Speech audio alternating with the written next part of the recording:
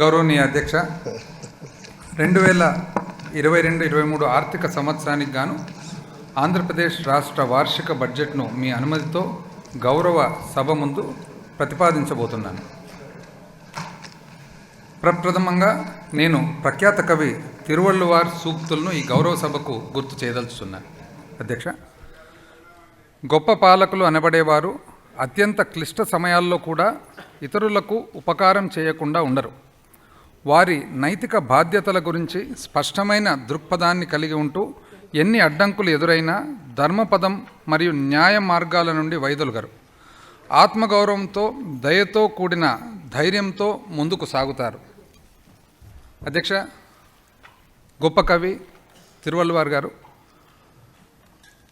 తమిళంలో తిరుక్కురల్ అని చెప్పి నీతి గురించి ఒక గొప్ప కావ్యము రాసి ఉన్నారు.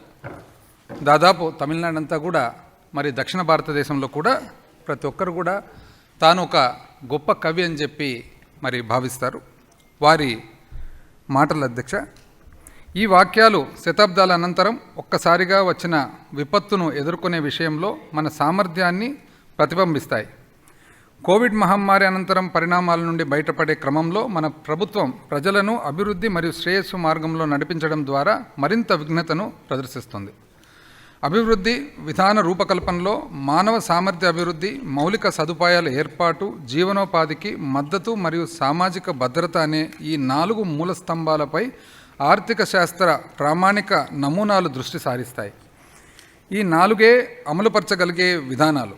ఇవి సుపరిపాలనతో కలిపి స్థిరమైన ఆర్థిక వృద్ధికి ఆధారం కల్పిస్తున్నాయి. ఇందులోని అంతర్లీన సూత్రం ఏమిటంటే, పౌరులు తమ అంతర్గత సామర్థ్యాన్ని గ్రహించే అవకాశాలను ఈ 4 మూల స్తంభాలు కల్పిస్తున్నాయి. ఈ 4 మూల స్తంభాలు తూర్పు ఆసియాలోని అధిక పనితీరు గల ఆర్థిక వ్యవస్థలతో సహా నేడు అన్ని అభివృద్ధి చెందిన దేశాల అభివృద్ధి మార్గాలకు ఆధారం. అంటే 2016 నాటి ఐక్యరాజ్య సమితి యొక్క సుస్థిర అభివృద్ధి లక్ష్యాలే ఎస్డిజీలు ఏవైతే అంటామో అధ్యక్ష, కాక ప్రపంచ బ్యాంకు మరియు ఆసియా అభివృద్ధి బ్యాంకుల వంటి సంస్థల యొక్క ఇతర నివేదికలు కూడా ఈ మూల స్తంభాలపైనే ఆధారపడి ఉంటాయి. రాష్ట్ర అభివృద్ధి పునాదులను నిర్మించడానికి మన ప్రభుత్వం ఈ 4 మూల స్తంభాల విధానాన్ని స్వీకరించింది. మన రాష్ట్ర ప్రజలందరికీ వారి జీవితాలను మరియు జీవనోపాధిని నిర్మించుకోవడానికి సమాన అవకాశాలను అందించడానికి మన ప్రభుత్వం కట్టుబడి ఉంది. కాబట్టి మన ప్రభుత్వం యొక్క అన్ని విధానాలు ఈ నమూనాను దృష్టిలో ఉంచుకునే తయారు చేయబడ్డాయని చెప్పి గౌరవ సభకు తెలియజేస్తున్నాను. సుస్థిర అభివృద్ధి లక్ష్యాలు మరియు నవరత్నాల ఏకీకరణ. ఐక్యరాజ్య సమితి నిర్దేశించిన 17 ఎస్డిజీలను దృష్టిలో ఉంచుకొని మన ప్రభుత్వం చేపట్టిన నవరత్నాలు మరియు మేనిఫెస్టోలోని ఇతర అభివృద్ధి కార్యక్రమాలు రూపొందించబడ్డాయని తెలియజేసుకుంటున్నాను. ఇందు మూలముగా మన రాష్ట్రం వివిధ అభివృద్ధి సూచికలతో స్థిరమైన పెరుగుదలను చూడగలిగింది. నీతి ఆయోగ్ ఎస్డిజి ఇండియా 2020-21 నివేదిక ప్రకారం పేదరిక నిర్మూలన, స్వచ్ఛమైన నీరు మరియు పారిశుద్ధ్యాన్ని పెంపొందించడం, లింగ సమానత్వం, చౌకగా సుస్థిర శక్తి వనరులను అందించడం మరియు సముద్ర జలజీవుల పరిరక్షణ వంటి ఎస్డిజిల్లో మన రాష్ట్రం మొదటి 5 స్థానాల్లో ఉంది. ఎస్డిజిల విస్తృతమైన నమూనాను కలిగి ఉన్నాయని మన ప్రభుత్వం గుర్తించింది. అంతేగాక అట్టడుగు వర్గాల భాగస్వామ్యం మరియు సమాజ వికాసం లేకుండా ఈ ఎస్డిజిలను సాధించవచ్చని అనుకోవడం అసాధ్యం కూడా. గ్రామ మరియు వార్డు సచివాలయాలు, వాలంటీర్ల నెట్వర్క్ మరియు రైతు భరోసా కేంద్రాల వంటి బలమైన స్థానిక సంస్థలను నిర్మించడం, విద్య మరియు ఆరోగ్య వ్యవస్థల భారీ ఆధునీకరణ మరియు మహిళా స్వయం సహాయక సంఘాలను ఇంతకు ముందు కన్నా అధికంగా బలోపేతం చేయడం ఈ పనితీరుకు గల కారణాలని తెలియజేస్తున్నాను. వికేంద్రీకృత పాలనపై సమగ్ర దృష్టిని సారించడం ద్వారా క్లిష్టమైన ఎస్డిజీల సూచికల్లో కూడా మన ప్రభుత్వం అద్భుతమైన పనితీరు సాధించగలిగింది. నీతి ఆయోగ్ తన ఎస్డిజి నివేదికల్లో ఎస్డిజీలను అవుట్కమ్ బడ్జెట్ స్టేట్మెంట్ నమూనా ఓబీఎస్తో అనుసంధానం చేయాలని చెప్పి సిఫార్సు చేసింది.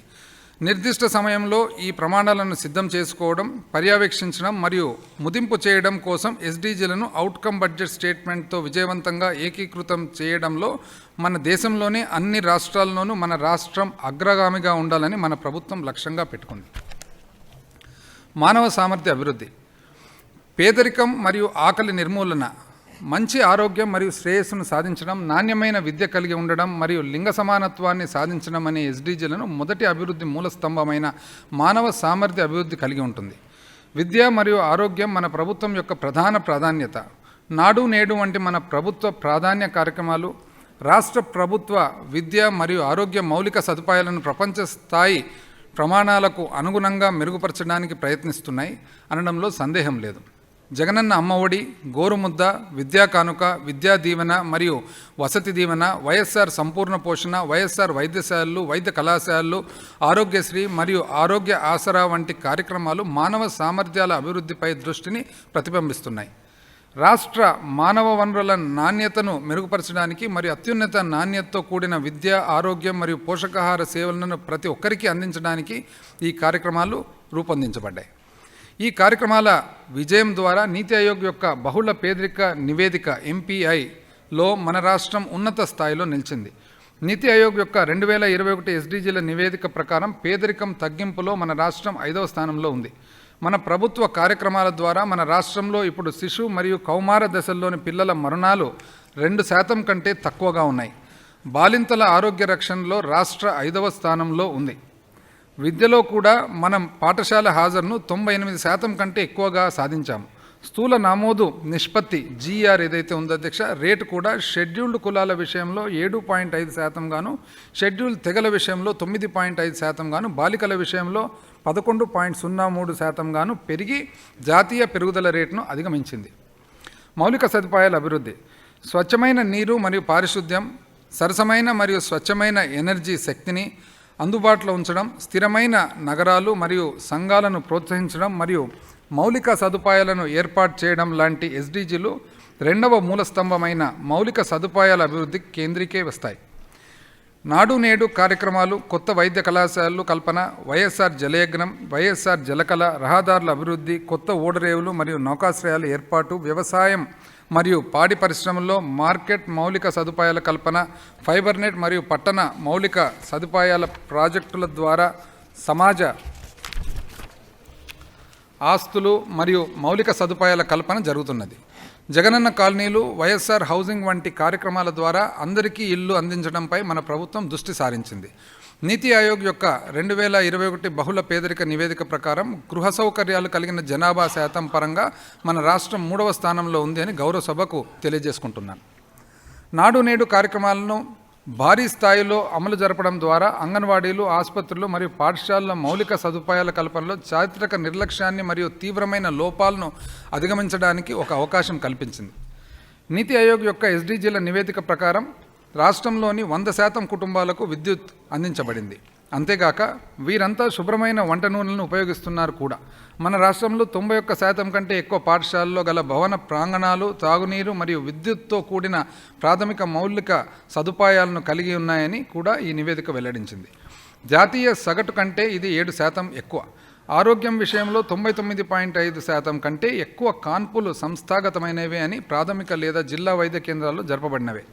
అంతేగాక మన రాష్ట్రం వైద్యులు, నర్సులు మరియు ఇతర వైద్య సహాయ సిబ్బందితో కూడా 2వ అతిపెద్ద వైద్య సిబ్బందిని కలిగి ఉందని కూడా ఈ నివేదిక పేర్కొంది. ఇది మన ఆరోగ్య మౌలిక సదుపాయాలకు పటిష్టతను చూపుతుంది. జీవనోపాధి. 3వ మూలస్తంభమైన జీవనోపాధి కల్పన అనేది సముచితమైన పని అని ఆర్థిక వృద్ధి అవకాశం కల్పించడం వంటి ఎస్డీజీలను కలిగి ఉంటుంది. జీవనోపాధిలో వ్యవసాయం మరియు పాడి పరిశ్రమ యొక్క ప్రాముఖ్యతను మన ప్రభుత్వం గుర్తిస్తూ వెనుకబడిన మరియు పురోగామి అనుసంధానాలను ప్రోత్సహించే సమగ్ర కార్యక్రమాలను ఆమోదించి అమలుపరుస్తుంది. వైఎస్ఆర్ రైతు భరోసా, వైఎస్ఆర్ మత్స్యకార భరోసా, రైతు భరోసా కేంద్రాలు, వైఎస్ఆర్ జలకళ, ధరల స్థిరీకరణ నిధి, గోదాములు, వైఎస్ఆర్ అగ్రి టెస్టింగ్ ల్యాబులు, ప్రాథమిక మరియు ద్వితీయ ప్రాసెసింగ్ సౌకర్యాలు మరియు అధిక మొత్తంలో పాల శీతలీకరణ కేంద్రాలు మరియు ఆక్వా రైతులను విద్యుత్ రాయితీ వంటి వివిధ పథకాల ద్వారా 62% జనాభాకు జీవనోపాధిని అందించే వ్యవసాయ రంగాన్ని మన ప్రభుత్వం సమగ్ర దృష్టితో అమలు చేస్తుంది. అమలుతో భాగస్వామ్యం పాడి పరిశ్రమకు ప్రాధాన్యత ఇచ్చిన అనుబంధ గ్రామీణ ఆదాయాలకు ఒక ముఖ్యమైన వనరుగా మార్చడానికి ప్రయత్నిస్తుంది. 5వ ఎస్డీజీ అయిన లింగ సమానత్వం తక్కువ మహిళా శ్రామిక శక్తి భాగస్వామ్యంతో కూడిన చారిత్రాత్మక లింగ అసమానతలను సరిదిద్దవలసిన ఆవశ్యకతను సూచిస్తుంది. ఈ రెండింటినీ అనగా మహిళా సామాజిక ఆర్థిక సాధికారత మరియు వ్యక్తిగత గౌరవంతో కూడిన కుటుంబ ఉన్నతిని తీసుకువస్తుందని నమ్మకానికి మన ప్రభుత్వం గట్టిగా కట్టుబడి ఉంది. మన ప్రభుత్వం యొక్క వైఎస్ఆర్ ఆసరా మరియు వైఎస్ఆర్ చేయూత కార్యక్రమాలు మరియు స్వయం సహాయక బృందాలలోని మహిళలకు స్థిరమైన జీవనోపాధిని కల్పించడానికి మూలధనాన్ని సమకూర్చడంలో ముందుంటాయి. తద్వారా మహిళల శ్రామిక శక్తి భాగస్వామ్యాన్ని ప్రస్తుతం ఉన్న 35.5% కంటే తప్పకుండా పెంచుతాయి కూడా. చివరిగా వైఎస్ఆర్ ఈబీసీ నేస్తం, వైఎస్ఆర్ నేతన్న నేస్తం, వైఎస్ఆర్ వాహనమిత్ర, జగనన్న తోడు, జగనన్న చేదోడు మరియు వైఎస్ఆర్ లా నేస్తం కార్యక్రమాలు నిర్దిష్ట వృత్తి వర్గాలకు జీవనోపాధిని అందిస్తాయి. డిజిటల్ మరియు రవాణా వ్యవస్థల అనుసంధానం అనేది ఆర్థిక వృద్ధికి పునాదిగా ఉంటుంది. భారత ప్రభుత్వం మద్దతుతో రహదారుల నిర్మాణం మరియు గ్రామాలకు ఆప్టికల్ ఫైబర్ కేబుళ్లను అందుబాటులోకి తీసుకువెళ్లడం కోసం మన ప్రభుత్వం భారీ కార్యక్రమాలు ప్రారంభించింది. సామాజిక భద్రత 4వ మరియు చివరి మూలస్తంభం సామాజిక భద్రత.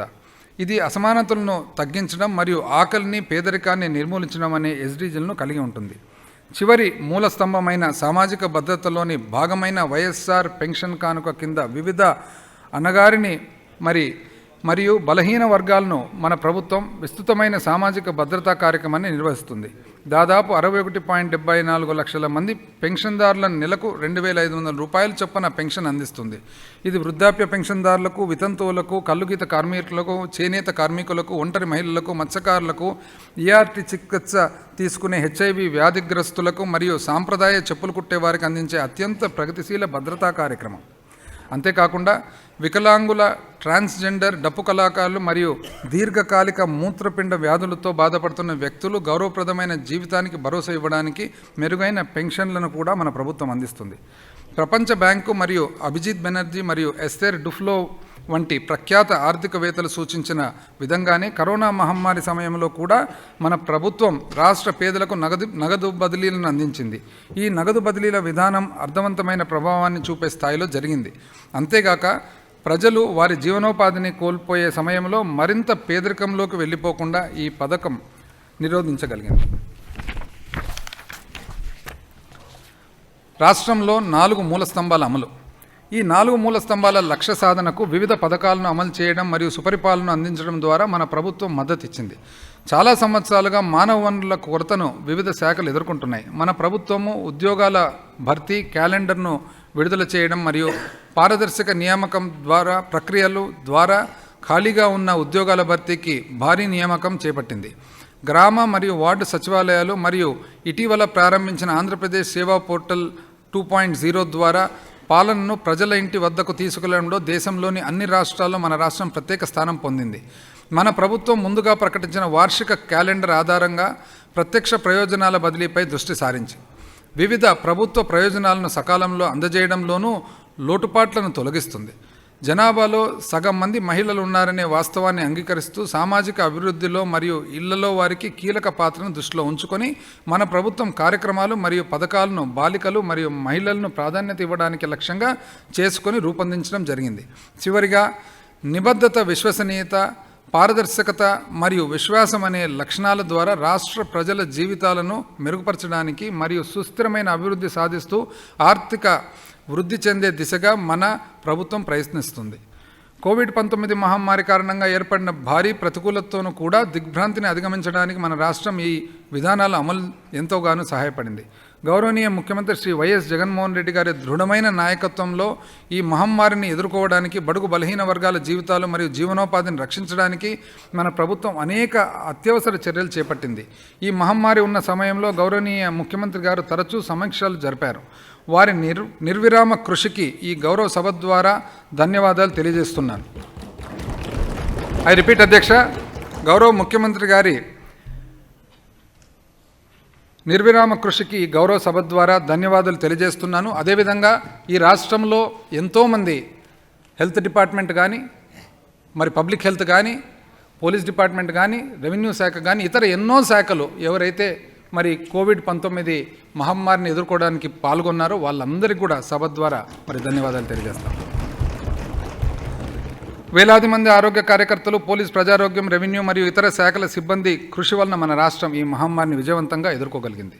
ఆరోగ్య మరియు కుటుంబ సంక్షేమ మంత్రిత్వ శాఖ నివేదిక ప్రకారం మన రాష్ట్రం దాదాపు 8.5 కోట్ల వ్యాక్సిన్ డోసులను రాష్ట్ర ప్రజలకు అందించింది. ఈ సంఖ్య రాష్ట్ర జనాభా కంటే దాదాపు రెట్టింపు అనే గౌరవ సభకు తెలియజేస్తున్నాను. లాక్డౌన్ మరియు ఇతర అంతరాయాల వల్ల ఎక్కువగా ప్రభావితమైన రాష్ట్ర ప్రజలకు విస్తృతమైన ప్రత్యక్ష నగదు బదిలీ పథకాల ద్వారా మన రాష్ట్ర ప్రభుత్వం సమర్థవంతంగా నగదు ప్రయోజనాలను అందించగలిగింది. నవరత్నాలు మరియు మేనిఫెస్టోలో సూచించిన ఇతర పథకాల అమలు ద్వారా ఎస్డీజీలను సాధించాలనే తపన మరియు అలుపెరుగని కృషిని మన రాష్ట్రాన్ని శ్రేయస్సు మార్గంలో ఉంచాయి. మన గౌరవనీయులైన ముఖ్యమంత్రి గారు ఆంధ్రప్రదేశ్ అభివృద్ధి పట్ల చూపుతున్న తపన రాష్ట్రంలోని ప్రతి ఒక్క పౌరుడి జీవితాన్ని మెరుగుపరిచే దిశగా కొనసాగుతుంది. ఈ క్రింది సూక్తులు మన గౌరవనీయ ముఖ్యమంత్రి గారి స్వభావాన్ని తెలియజేస్తాయి.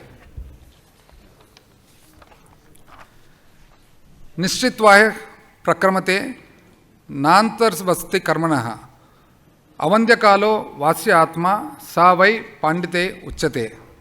ఈ శ్లోకానికి అర్థం ఏమిటంటే అధ్యక్ష, ఎవరైతే ఒక సంకల్పానికి ముందు దృఢ నిబద్ధతను కలిగి ఉంటారో, ఎవరైతే అవిశ్రాంతంగా తమ కర్తవ్యాన్ని నిర్వహిస్తారో, ఎవరైతే తమ విలువైన సమయాన్ని వృధా చేయరో ఆ వ్యక్తి మన మీద నియంత్రణ కలిగి ఉంటారు. ఐ రిపీట్ అధ్యక్ష, ఎవరైతే ఒక సంకల్పానికి ముందు దృఢ నిబద్ధతను కలిగి ఉంటారో, ఎవరైతే అవిశ్రాంతంగా తమ కర్తవ్యాన్ని నిర్వహిస్తారో, ఎవరైతే తమ విలువైన సమయాన్ని వృధా చేయరో ఆ వ్యక్తి మనసు మీద నియంత్రణ కలిగి ఉంటుంది. అదే వ్యక్తి మన గౌరవ ముఖ్యమంత్రి గారు అని చెప్పి ఈరోజు సభకు 2022-23 ఆర్థిక సంవత్సరానికి గాను ప్రతిపాదించిన బడ్జెట్ కేటాయింపులను సభ అనుమతికై సమర్పిస్తున్నాను. వ్యవసాయం కేవలము ఆహార ఉత్పత్తి చేసే కార్యకలాపం మాత్రమే కాదు, మన జనాభా 62% మంది జీవనోపాధిని, భద్రతను, వెన్నెముక మరియు పర్యావరణంలో మానవునికి అనుబంధానికి నిదర్శనంగా నిలిచి ఉంది. అందువలన ఇది 3వ మరియు 4వ మూల స్తంభాలకు మరియు ఎస్డీజీల సాకారానికి ముఖ్యమైనది. మన సమాజంలోని రైతులు ప్రధాన పాత్రను తెలియజేయడానికి మహాకవి శ్రీశ్రీ గారి వాక్యాల్లో అధ్యక్ష, శ్రీశ్రీ గారు అధ్యక్ష అందరికీ ఆంధ్ర రాష్ట్రంలో, 2 తెలుగు రాష్ట్రంలో మరి దక్షిణ భారతంలో కూడా ప్రతి ఒక్కరికి కూడా తెలిసిన గొప్ప కవి. తన గొప్ప పుస్తకం అధ్యక్ష మహాప్రస్థానం ఏదైతే తన పద్యాల సంకలనం ఉందో, మరి ఇది భారతదేశ వ్యాప్తంగా one of the greatest literary efforts అని చెప్పి ఈరోజు గుర్తించబడింది అధ్యక్ష. మరి శ్రీశ్రీ గారి ఎన్నో పద్యాలలో ఒక ముఖ్యమైన పద్యం అధ్యక్ష, జగన్నాథుని రథచక్రాలు. శ్రీశ్రీ గారు ఎప్పుడైతే సామాజిక అన్యాయాలని చెప్పి కొంతమంది బాధపడుతున్నారో వాళ్ళకి చెప్పడం అధ్యక్ష, ఏడవద్దండి, మరి జగన్నాథ చక్రాలు వస్తున్నాయి, మరి వచ్చిన తర్వాత మీ కళలన్నీ కూడా తీరుస్తాయని చెప్పేసి ఈ జగన్నాథ రథచక్రాలు అనే పాట దాదాపు మనం 5 సంవత్సరాల పాటు ఈ పాట మీదనే మనము మరి ఎన్నో ప్రజలకు సంబంధించిన మరి సామాజిక న్యాయం అందించాలనే ఒక ఆలోచన కలిగిందని చెప్పి ఒకసారి సభకు గుర్తు చేస్తూ ఉన్నాను అధ్యక్ష. శ్రీశ్రీ గారి వాక్యాల్లో అధ్యక్ష, పొలాలనన్నీ హలాలు దున్ని ఇలాతలంలో హేమంగా పిండగా జగనికంతా సౌఖ్యం నిండగా, రైతే దేశానికి వెన్నెముక. ఈ కారణంగానే దివంగత ముఖ్యమంత్రి డాక్టర్ వైఎస్ రాజశేఖర రెడ్డి గారు రైతు పక్షపాత ధోరణి వారసత్వంగా మన ప్రభుత్వం కొనసాగిస్తుంది. Doctor YSR Rythu Bharosa, PM Kisan Yojana. ఈ పథకం ప్రారంభమైనప్పటి నుండి ప్రత్యక్ష నగదు బదిలీ పద్ధతి ద్వారా 20,117.59 కోట్ల రూపాయలు రైతు కుటుంబాల బ్యాంకు ఖాతాల్లో జమ చేయబడ్డాయి. ఇందులో భాగంగా ప్రధానమంత్రి కిసాన్ పథకం ద్వారా అందించబడే 6,000 రూపాయలకు అదనంగా రాష్ట్ర బడ్జెట్ నుంచి రైతుల బ్యాంకు ఖాతాల్లో 7,500 రూపాయలు జమ చేయబడుతున్నాయి. అలాగే షెడ్యూల్డ్ కులాలు, షెడ్యూల్డ్ తెగలు, వెనుకబడిన తరగతులు మరియు అల్పసంఖ్యాక వర్గాల వారికి చెందిన 1,67,000 భూమి లేని కౌలుదారులు మరియు అటవీ హక్కుల గుర్తింపు చట్టం కిందకు వచ్చే ROFR కుటుంబాలకు 13,500 రూపాయల చొప్పున రాష్ట్ర బడ్జెట్ నుండి ప్రత్యేక బడ్జెట్ అందించబడింది. కోవిడ్ మహమ్మారి కారణంగా ఆర్థిక సంక్షోభం గరిష్ట స్థాయికి చేరుకున్నప్పటికీ సకాలంలో ఆర్థిక సహాయం విడుదల చేయడం వలన రైతుల వ్యవసాయ కార్యకలాపాలను నిరంతరాయంగా కొనసాగించడం జరిగింది. 52.40 లక్షల రైతు కుటుంబాలకు ప్రయోజనం చేకూర్చుటకు డాక్టర్ వైఎస్ఆర్ రైతు భరోసా, ప్రధానమంత్రి కిసాన్ యోజన కింద 2022-23 సంవత్సరానికి 3,900 కోట్ల రూపాయలు కేటాయింపులు ప్రతిపాదిస్తున్నాను అధ్యక్ష. వైఎస్ఆర్ ఉచిత పంట బీమా. మన ప్రభుత్వం ఈ పంట నమోదు అనగా ఈ క్రాప్ రిజిస్ట్రేషన్ ఆధారంగా వైఎస్ఆర్ ఉచిత పంట బీమా పథకాన్ని అమలు చేస్తుంది. ఫలితంగా ఈ క్రాప్ కింద నమోదు చేసుకున్న రైతులందరూ స్వయంగా ఉచిత పంట బీమా పథకం కిందకు వస్తారు. నీతి ఆయోగ్ మన కార్యక్రమాన్ని ఇతర రాష్ట్రాల అనుసరించదగిన ఆదర్శ నమూనా కార్యక్రమం గుర్తించింది. 2019 ఖరీఫ్ సీజన్లో ఈ పథకం ప్రారంభమైనప్పటి నుంచి ప్రత్యక్ష నగదు బదిలీ పథకం ద్వారా 29.05 లక్షల మంది రైతులకు 3,707.02 కోట్ల రూపాయల బీమా క్లెయిమ్లను గత ప్రభుత్వం బకాయిలతో సహా చెల్లించడం జరిగింది. వైఎస్ఆర్ ఉచిత పంటల బీమా పథకం కోసం 2022-23లో 1,802 కోట్ల రూపాయలను కేటాయింపును ప్రతిపాదిస్తున్నాను. వైఎస్ఆర్ సున్నా వడ్డీ పంట రుణాలు 2019-20 రబీ కాలంలో మరియు 2020-21 ఖరీఫ్ కాలంలో తీసుకున్న 1 లక్ష రూపాయల వరకు ఉన్న పంట రుణాల కోసం 2021-22 ఆర్థిక సంవత్సరంలో 12,30,000 మంది అర్హులైన రైతులు బ్యాంక్ ఖాతాల్లో 207.72 కోట్ల రూపాయల వడ్డీ రాయితీలను మన ప్రభుత్వం నేరుగా వారి ఖాతాల్లోకి జమ చేయడం జరిగింది. ఈ పథకం ప్రారంభించినప్పటి నుండి గత ప్రభుత్వం పెండింగ్లో ఉంచిన బకాయిలతో సహా 65.01 లక్షల మంది రైతుల ఖాతాల్లో 1,185 కోట్ల రూపాయలను ప్రత్యక్ష నగదు బదిలీ విధానంలో జమ చేయడం జరిగింది. 2022-23 ఆర్థిక సంవత్సరానికి గాను వైఎస్ఆర్ సున్నా వడ్డీ పంట రుణాల కోసం 500 కోట్ల రూపాయలను కేటాయింపును ప్రతిపాదిస్తున్నాను. వైఎస్ఆర్ రైతు భరోసా కేంద్రాలు గ్రామ సచివాలయాల విస్తరణలో భాగంగా మన ప్రభుత్వం రాష్ట్ర వ్యాప్తంగా 10,778 రైతు భరోసా కేంద్రాలను ఏర్పాటు చేసింది. ముందుగా పరీక్షించిన నాణ్యమైన మూల వనరులను సరఫరా చేయడం ద్వారా రైతు భరోసా కేంద్రాలు రైతులకు వివిధ సేవలను అందిస్తున్నాయి. అంతేకాకుండా ఇవి 20,000 రూపాయల వరకు నగదు లావాదేవీలు, బ్యాంకు ఖాతా తెరవడం, ఈకేవైసీ ప్రక్రియను పూర్తి చేయడం, నగదు బదిలీల వంటి బ్యాంకింగ్ సేవలను విస్తరించడంతో పాటు గ్రామ స్థాయిలో కొనుగోలు కేంద్రాలను కూడా పనిచేస్తాయి. 2022-23 ఆర్థిక సంవత్సరంలో రైతు భరోసా కేంద్రాల కోసం 18 కోట్ల రూపాయలు కేటాయింపును ప్రతిపాదిస్తున్నాను. వ్యవసాయ మార్కెటింగ్ మరియు ధరల స్థిరీకరణ నిధి రైతులకు మద్దతు ధర అందించడంలో మార్కెటింగ్ శాఖ కలిగే నష్టాలను పూడ్చేందుకు 3,000 కోట్ల రూపాయల ధరల స్థిరీకరణ నిధిని మన ప్రభుత్వం ఏర్పాటు చేసింది. మన రాష్ట్రంలో విస్తృతంగా పండించే మిరపకాయలు, పసుపు, ఉల్లి, చిన్న మినుములు, అరటి, బత్తాయి వంటి మరో 6 రకాల పంటలను మన ప్రభుత్వం కనీస మద్దతు ధరను ప్రకటించింది. ఐ రిపీట్ అధ్యక్ష, మన రాష్ట్రంలో విస్తృతంగా పండించే మిరపకాయలు, పసుపు, ఉల్లి, చిన్న మినుములు, అరటి, బత్తాయి వంటి మరో 6 రకాల పంటలను మన ప్రభుత్వం కనీస మద్దతు ధర ప్రకటించింది. కేంద్ర ప్రభుత్వం 2022-23 బడ్జెట్లో 1,500 కోట్ల రూపాయలను మాత్రమే కేటాయించింది. 2022-23 ఆర్థిక సంవత్సరంలో ధరల స్థిరీకరణ నిధి భర్తీ కోసం 500 కోట్ల రూపాయల కేటాయింపును ప్రతిపాదిస్తున్నాను. అంటే అధ్యక్ష, కేంద్ర ప్రభుత్వం 1,500 కోట్లు కేటాయిస్తే రాష్ట్ర ప్రభుత్వం 3,000 కోట్లు కేటాయిస్తూ 3,000 కోట్లలో ఏదైతే తక్కువ పడుతుందో దాన్ని భర్తీ చేసేదానికి 500 కోట్లు కాకపోతే మొత్తము 3,000 కోట్లు అని చెప్పి తెలియజేస్తా ఉన్నాను అధ్యక్ష. వైఎస్ఆర్ వ్యవసాయ పరీక్ష కేంద్రాలు రైతుల నకిలీ విత్తనాలు, ఎరువులు మరియు పురుగుల మందు కొరతతో బాధపడుతున్నారు. ఈ సమస్యను పరిష్కరించడానికి జూలై 8, 2021 మొదటి దశలో 70 వ్యవసాయ పరీక్ష కేంద్రాలను స్థాపించడం జరిగింది. ఈ పరీక్ష కేంద్రాలు రైతులకు మంచి నాణ్యమైన మూలవనరులను పొందడంలో సహాయపడుతున్నాయి. అలాగే ఇవి పంటల ఉత్పత్తి మరియు ఉత్పాదకతను పెంచడానికి దోహదపడుతున్నాయి. మిగిలిన 77 పరీక్ష కేంద్రాల నియోజకవర్గ స్థాయిలో 2022 ఖరీఫ్ కాలం నుండి పనిచేస్తాయి. వైఎస్ఆర్ వ్యవసాయ పరీక్ష కేంద్రాల కోసం 2022-23లో 50 కోట్ల రూపాయలను ప్రతిపాదిస్తున్నాను. వ్యవసాయ యాంత్రీకరణ మన ప్రభుత్వం ప్రతి వైఎస్ఆర్ రైతు భరోసా కేంద్రం వద్ద 10,750 వ్యవసాయ యంత్రాల అద్దె కేంద్రాలను సిహెచ్సి ఏర్పాటు చేయడం ద్వారా చిన్న మరియు సన్నకారు రైతులకు ఎటువంటి పెట్టుబడి మరియు నిర్వహణ భారం లేకుండా అద్దెకు వ్యవసాయ యంత్రాలను అందించడానికి వరి పంట ప్రధానంగా ఉన్న ప్రాంతాల పంట కోతలతో యాంత్రీకరణ సేవలను ప్రోత్సహించడానికి 1,615 క్లస్టర్ స్థాయి సిహెచ్సిలను పంట కోత యంత్రాలు అనగా కంబైన్డ్ హార్వెస్టర్లు, వరిగడ్డి బెయిలర్లు మొదలగు వాటితో మన ప్రభుత్వం ఏర్పాటు చేస్తుంది. ఉచిత మరియు రాయితీతో విద్యుత్ సరఫరా మన ప్రభుత్వం వ్యవసాయ అవసరాల కోసం 19.64 లక్షల పంపు సెట్లకు 9 గంటల ఉచిత పగటిపూట విద్యుత్ సరఫరా చేస్తుంది. ఉద్యానవన మరియు నర్సరీలకు కూడా ఉచిత విద్యుత్తును మన ప్రభుత్వం సరఫరా చేస్తుంది. ఇంతేకాకుండా ఆక్వా రైతులకు యూనిట్కు ₹1.50 చొప్పున రాయితీతో కూడిన విద్యుత్ సరఫరా ఇవ్వడం జరుగుతుంది. రాష్ట్రంలోని రైతులకు ఉచిత విద్యుత్ సరఫరా కోసం నగదు బదిలీ పథకాన్ని అమలు చేస్తున్నాం. వ్యవసాయ పంపు సెట్లకు మీటర్లు అమర్చేందుకు అయ్యే ఖర్చు కూడా మన ప్రభుత్వమే భరిస్తుంది. 2022-23 ఆర్థిక సంవత్సరానికి 5,000 కోట్ల రూపాయలను విద్యుత్ రాయితీ కొరకు ప్రతిపాదిస్తున్నాను. పశుసంవర్ధక, పాడి మరియు మత్స్య పరిశ్రమ అభివృద్ధి. కోళ్ల పరిశ్రమ, పాడి పరిశ్రమ, పశువుల పెంపకం మరియు మత్స్య పరిశ్రమ వ్యవసాయ సమాజానికి అనుబంధ ఆదాయం అందిస్తూ రాష్ట్రంలో ముఖ్యమైన ప్రాథమిక జీవనోపాధిగా మారాయి. 2020-21లో దేశంలో గుడ్ల ఉత్పత్తిలో 1వ స్థానంలోనూ, మాంసం ఉత్పత్తిలో 2వ స్థానంలోనూ, పాల ఉత్పత్తిలో 5వ స్థానంలోనూ మన రాష్ట్రం నిలిచింది. వైఎస్ఆర్ పశు నష్ట పరిహార పథకం కింద 43,988 మంది రైతులకు ఆవు లేదా గేదె ఒక్కింటికి ₹30,000 చొప్పున మరియు గొర్రె లేదా మేక ఒక్కింటికి ₹6,000 చొప్పున నష్టపరిహారం అందించడం కోసం ₹169.52 కోట్ల మంజూరు చేయబడ్డాయి. రైతుల యొక్క పశువుల వ్యాధి నిర్ధారణ సౌకర్యాలు అందుబాటులోకి తీసుకురావడానికి 154 నియోజకవర్గ స్థాయి జంతు వ్యాధుల నిర్ధారణ కేంద్రాలు మంజూరు చేయబడ్డాయి.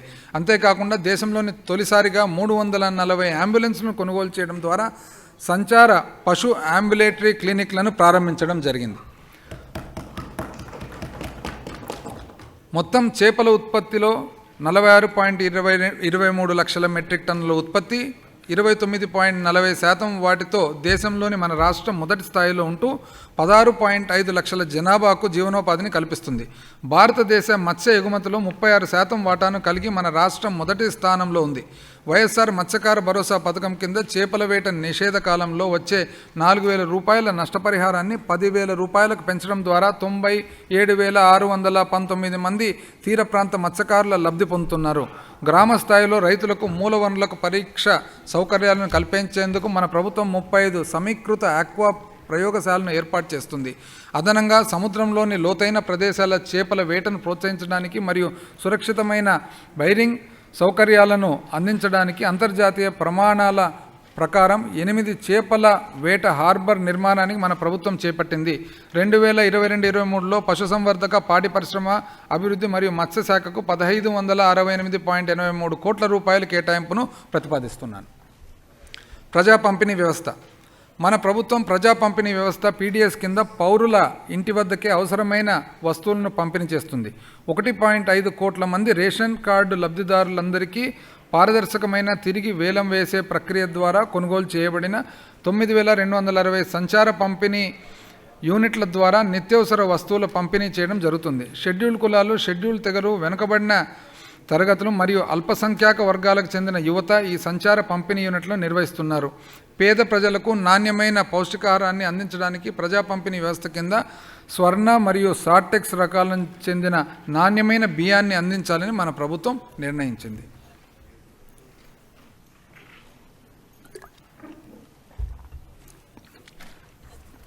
ఆరోగ్యం మరియు పోషకాహారం.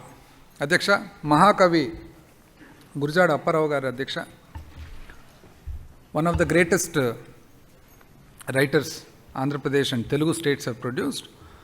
అందరికీ తెలిసిన విషయమే అధ్యక్ష, ముఖ్యంగా మీకు కన్యాశుల్కం అనే ఒక నాటకం రాసి ఈరోజు one of the greatest place నాటకాల్లో గొప్ప నాటకం అధ్యక్ష.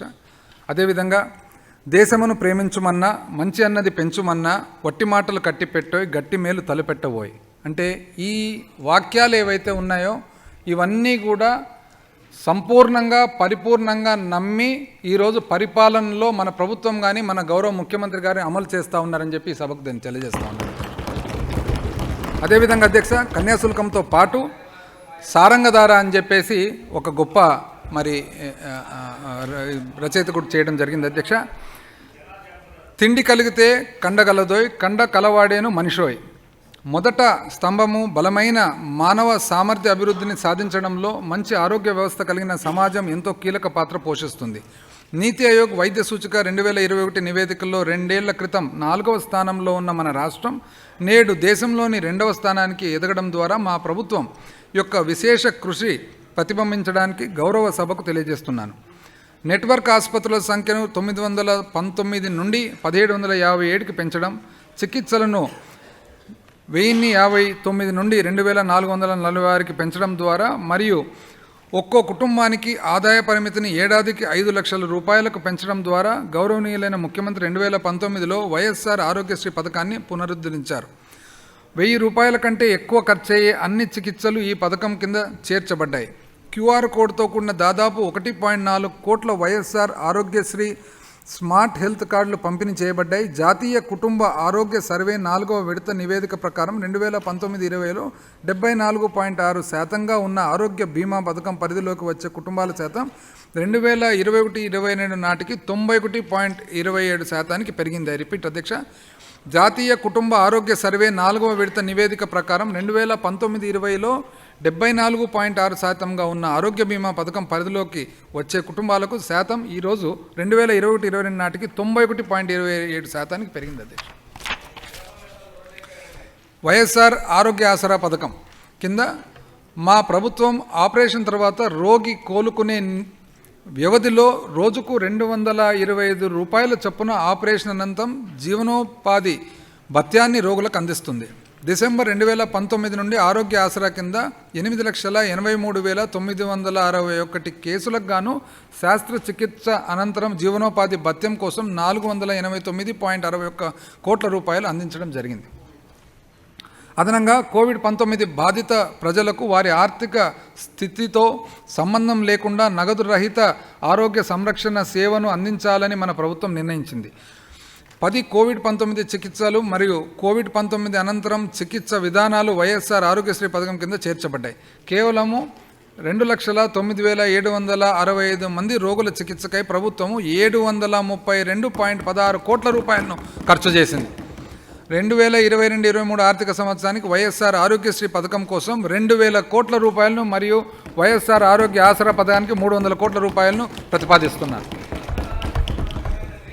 104 మరియు 108 సేవలు కూడా మన రాష్ట్రంలో పునరుద్ధరించబడ్డాయని నేను గౌరవ సభకు తెలియజేస్తున్నాను. మండలానికి ఒకటి చొప్పున 104 సంచార వైద్య వాహనాల యూనిట్ల సంఖ్య 292 నుంచి 656కి పెంచడం జరిగింది. వీటి ద్వారా ఈసీజీ మరియు మందులతో సహా 29 రకాల పరికరాలను అన్ని సాంక్రమిత మరియు అసాంక్రమిత వ్యాధుల నిర్ధారణ పరీక్షలతో సహా 20 రకాల సేవలను మన ప్రభుత్వం అందిస్తుంది. అదేవిధంగా 108 అంబులెన్స్ల సంఖ్య 768కి పెరిగింది. జనాభా పరంగా సంచార వాహనాల సంఖ్య నిష్పత్తి 1:1 19,598 నుంచి 1:74,609కి మెరుగుపడింది.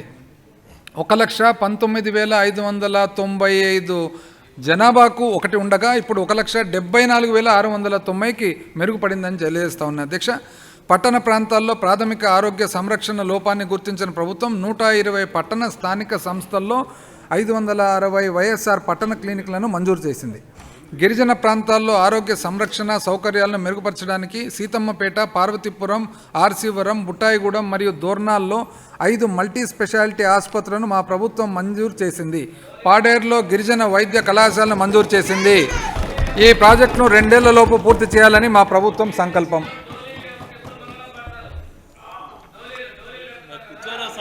పౌరుల ఆరోగ్య సంరక్షణ మెరుగుపరచడంపై మన ప్రభుత్వము అధ్యక్ష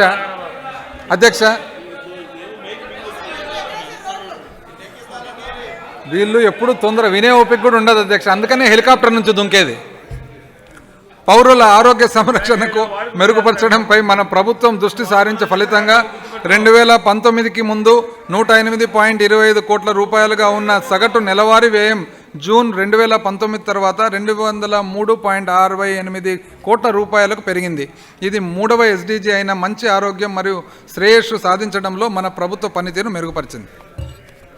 వైఎస్ఆర్ కంటి వెలుగు కార్యక్రమం రాష్ట్రంలోని మొత్తం 5.6 కోట్ల జనాభాకు దశల వారీగా ఉచితంగా సమగ్ర నాణ్యమైన కంటి సంరక్షణ సేవలను అందించడానికి మన ప్రభుత్వం వైఎస్ఆర్ కంటి వెలుగు అనే సామూహిక కంటి స్క్రీనింగ్ కార్యక్రమాన్ని ప్రారంభించింది.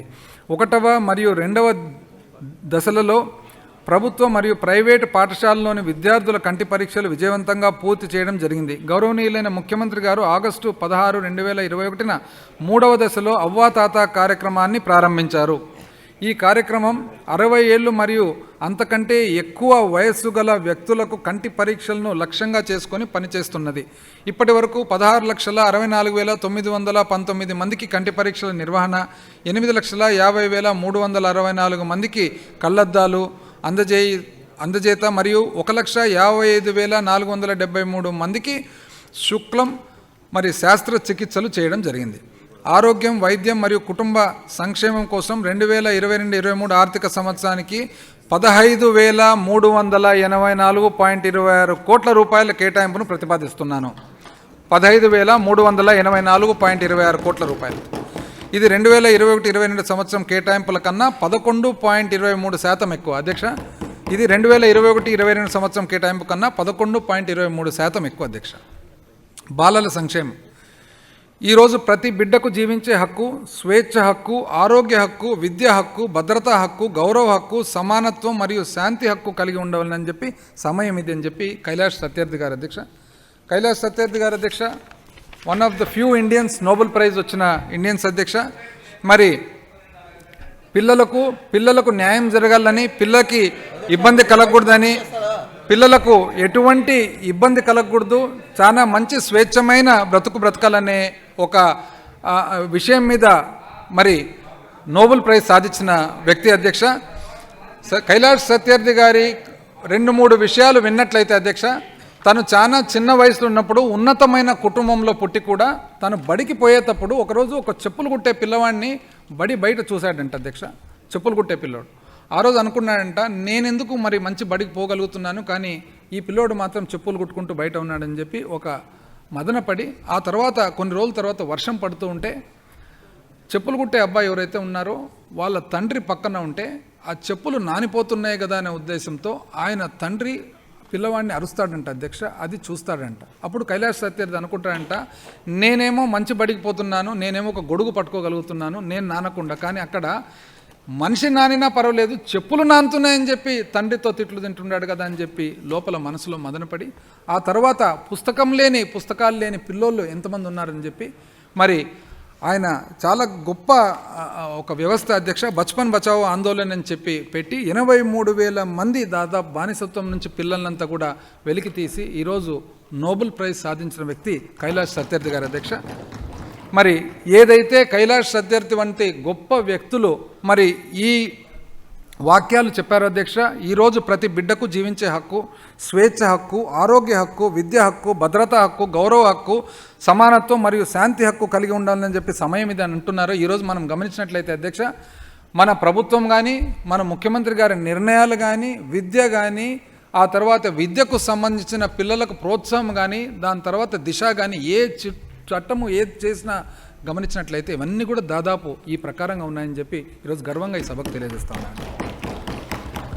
పోషకాహార నాణ్యతను పెంపొందించే దిశగా మన ప్రభుత్వం 77 గిరిజన ఉప ప్రణాళిక మండలాల్లో వైఎస్ఆర్ సంపూర్ణ పోషణ ప్లస్ను, అదేవిధంగా మైదాన ప్రాంతాల్లో వైఎస్ఆర్ సంపూర్ణ పోషణను అమలు చేస్తుంది. ఈ పథకాల కింద అందించబడే గుడ్డు మరియు పాలు గర్భిణీ స్త్రీల్లో మరియు పాలిచ్చే తల్లుల్లోని రక్తహీనతను మరియు పిల్లల్లోని పోషకాహార లోపాన్ని తగ్గించడానికి అవసరమైన ఐరన్ను మరి ప్రోటీన్లను మరియు ఖనిజ లవణాలను అందజేస్తున్నాయి. ఈ సంపూర్ణ అనుబంధ పోషకాహార కార్యక్రమం ద్వారా మొత్తం 6 లక్షల మంది గర్భిణీ స్త్రీలు మరియు పాలిచ్చే తల్లులు, 6 నుండి 36 నెలల మధ్య వయసు గల 16 లక్షల మంది పిల్లలు మరియు 36 నుంచి 72 నెలల వయసు గల 13 లక్షల మంది పిల్లలు లబ్ధి పొందుతున్నారు. మన ప్రభుత్వం ఈ పథకాలపై కేంద్ర ప్రభుత్వం కేటాయింపుల కంటే 1,560 కోట్ల రూపాయలు ఎక్కువ ఇచ్చింది. అధ్యక్ష, ఐ రిపీట్, మన ప్రభుత్వం ఈ పథకాలపై, ఇది CASDS అధ్యక్ష, centrally sponsored state development schemes, మన ప్రభుత్వం ఈ పథకాలపై కేంద్ర ప్రభుత్వం కేటాయింపుల కంటే 1,560 కోట్ల రూపాయలు ఎక్కువ ఇస్తూ ఉన్నారు. మరి 3వ SDG అయిన మంచి ఆరోగ్యం మరియు శ్రేయస్సుపై పురోగతిని సంబంధించి 9 నుండి 11 నెలల మధ్య వయసు గల పిల్లల్లో పూర్తి స్థాయి రోగ నిరోధక శక్తిని పొందే వారి శాతం 2014-15లో 67%గా ఉన్నది. ఇది 2021-22 నాటికి 87%కి పెరిగింది. మాతా శిశు మరణాల రేటు 2019-20లో ఉన్న 74 నుండి 2021-22లో ప్రతి 1,00,000 జననాలకు 59కి తగ్గింది. 5 ఏళ్లలోపు మరణాల రేటు 2019-20లో ఉన్న 41 నుండి 2021-22లో ప్రతి 1000 సజీవ జనాలకు 14కు తగ్గింది. నివేదించబడిన మొత్తం కాన్పుల్లో సంస్థాగత కాన్పుల శాతం అనగా ప్రాథమిక ఆరోగ్య కేంద్రాలు మరియు జిల్లా ఆరోగ్య కేంద్రాల్లో జరిగిన కాన్పుల శాతం 2019-20లో 67% ఉండగా 2021-22 నాటికి 99.87%కు పెరిగింది. అధ్యక్ష, ఐ రిపీట్, నివేదించబడిన మొత్తం కాన్పుల్లో సంస్థాగత కాన్పుల శాతం అనగా ప్రాథమిక ఆరోగ్య కేంద్రాలు మరియు జిల్లా ఆరోగ్య కేంద్రాల్లో జరిగిన కాన్పుల శాతము 2019-20లో 67% ఉండగా 2021-22 నాటికి 99.87%కు పెరిగిందని చెప్పి తెలియజేస్తా ఉన్నాను. అధ్యక్ష, మీరు బడ్జెట్ మీద మాట్లాడేటప్పుడు మాట్లాడండి. 3 నుంచి 6 సంవత్సరాల వయసు పిల్లల శారీరక మానసిక ఏంటిది విద్యాభివృద్ధి. What is this commentary? మీరు బడ్జెట్ మీద మాట్లాడేటప్పుడు మాట్లాడండి. ఏంటిది? ఇట్స్ నాట్ కరెక్ట్ అది. అధ్యక్ష అధ్యక్ష అధ్యక్ష అధ్యక్ష అధ్యక్ష అధ్యక్ష ఈ ప్రవర్తన ఆ సభ్యుడు కూర్చునే విధానము ఇవన్నీ మీరు గమనించండి. ప్రజలంతా కూడా గమనిస్తున్నారు. అధ్యక్ష, అంటే ఎంత లెక్కలేనితనము. వార్షిక బడ్జెట్ అధ్యక్ష, వార్షిక బడ్జెట్ దేని గురించి మాట్లాడుతున్నాం అధ్యక్ష? పిల్లల గురించి, మాతా శిశు గురించి, ఆరోగ్యం గురించి, విద్య గురించి. ఒక్క నిమిషం. ఇప్పుడు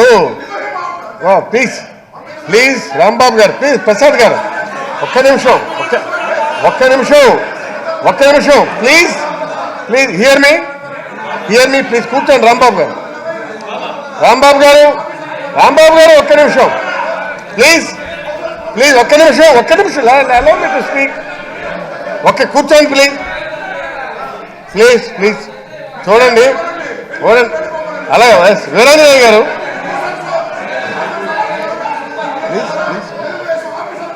కూర్చోండి ప్లీజ్. ఇప్పుడు ఒక్క నిమిషం నేను తెలుగుదేశం పార్టీ సభ్యులకి మనవి చేస్తున్నాను. ఇది బడ్జెట్ ప్రజెంటేషను. వినండి.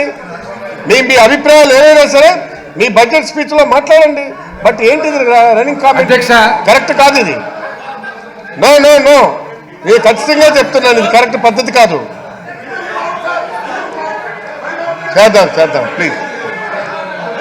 అధ్యక్ష, వార్షిక budget finance minister is on his feet చదివేటప్పుడు తర్వాత సబ్జెక్ట్ ఏం మాట దయచేసి అధ్యక్ష రాంబాబు అధ్యక్ష, ఒకవేళ వాళ్ళకు వినే ఓపిక లేకున్నా, ఈ సబ్జెక్ట్ మీద ఇంట్రెస్ట్ లేకున్నా దయచేసి వాళ్ళని హ్యాపీగా వెళ్ళిపోమని చెప్పండి అధ్యక్ష. ఇబ్బంది కలగకుండా దయచేసి వెళ్ళిపోమని అధ్యక్ష. అచ్చెన్నాయుడు గారు ప్లీజ్ అవి వాస్తవాలు కానప్పుడు మీ బడ్జెట్ మీద మాట్లాడేటప్పుడు మాట్లాడండి అధ్యక్ష. గవర్నర్ గారు వచ్చినప్పుడేమో గవర్నర్ గారి మీదకి రావడం, బడ్జెట్ ప్రవేశపెట్టేదేమో రన్నింగ్ కామెంటరీ ఇవ్వడం. This attitude is not correct. While me finance minister is presenting the subject to the house, you must listen the facts. మీరు వినండి. మీకు అక్కడే sir you have any difference of opinion, you submit the versions. మాట్లాడండి sir, budget మీద మాట్లాడండి. అంతేగాని అదేంటిది, అది కరెక్ట్ కాదు. అది no, it is not fair practice. Ramarao garu, మీరు దాన్ని సమర్థిస్తున్నారా? ఆ యాటిట్యూడ్ మీరు సమర్థిస్తున్నారా చెప్పండి. నో మీరు సమర్థిస్తున్నారా చెప్పండి. మీరు సమర్థిస్తే సమర్థిస్తున్నాం, లేకపోతే లేదని చెప్పండి. గుడ్డిగా సభ్యుని సమర్థించడం కాదు. While finance minister presenting the budget to the house, what is this? No, not correct. ఇస్తాం మీరు మాట్లాడండి. Okay right. మీ పద్ధతి అదే అయితే మీరు చేసుకుని వెళ్ళండి. మీ పని మీరు చేయండి, మా పని మేము చేస్తాను. కూర్చోండి. రైట్, చెప్పండి మీరు. This is this is final warning for you. I'm warning to you. Yes, ఇది ఆఖరం. మీరు మళ్ళీ మాట్లాడితే మాత్రం ఖచ్చితంగా చెప్తున్నాను, ఎస్ ఏంటి గౌరవ ఆర్థిక మంత్రి గారు చెప్తుంటే మీరు వినండి. ఏంటి మాట్లాడకుండా అడ్డుపడ్డం ఏంటి? నో మాట్లాడు, ఎలా పడితే మాట్లాడే ఒక్క ఏంటి సార్ రామారెడ్డి గారు, ఏంటి మీరు కూడాను ఎలా పడితే మాట్లాడడం కరెక్టా? ఎప్పుడు పడితే అప్పుడు మాట్లాడడం కరెక్టా? నో ఐ డోంట్ అలౌ ఇష్టం వచ్చినట్టుగా మాట్లాడుతుంటే. సరే మాట్లాడండి, చూద్దాం. మీరు మాట్లాడండి సార్. మినిస్టర్ ఫైనాన్స్ మీరు మాట్లాడండి. రాజేంద్రనాథ్ రెడ్డి గారు మీరు మాట్లాడండి. రాంబాబు ప్లీజ్. అధ్యక్ష, వాళ్ళకి ఎటువంటి గౌరవం లేదు అధ్యక్ష. సభ మీద గౌరవం లేదు, ప్రజల మీద గౌరవం లేదు, ప్రజలకు సంబంధించిన ఈ వార్షిక బడ్జెట్ మీద గౌరవం లేదు, పిల్లల మీద లేదు, తల్లుల మీద లేదు, చదువు మీద లేదు, ఏది లేదు అధ్యక్ష. ఏదన్నా ఉన్న వాళ్ళైతే వాళ్ళు ఊరుకుంటారు, దాని తర్వాత బడ్జెట్ మీద డిస్కషన్లో మాట్లాడతారు. బడ్జెట్ ప్రవేశపెట్టేటప్పుడు నాకు తెలిసి ఇంతవరకు చరిత్రలో అంటే కేవలము ప్రజలకు ఇంత మంచి బడ్జెట్ ప్రవేశపెడుతున్నారు, ప్రతి ఒక్కరికి ఆమోదయోగమైన బడ్జెట్, ప్రతి ఒక్కరికి ఉపయోగపడే బడ్జెట్ అనేది వాళ్ళకి లేదు అధ్యక్ష. వాళ్ళకి ఏమాత్రం శ్రద్ధ ఉంటే పిల్లల గురించి, తల్లుల గురించి, విద్య గురించి మాట్లాడేటప్పుడు వాళ్ళందరూ ఎటువంటి కామెంట్స్ ఇస్తారు అధ్యక్ష? చేస్తా ఆయన ఎక్స్ప్లెనేషన్ ఇస్తారు కదా.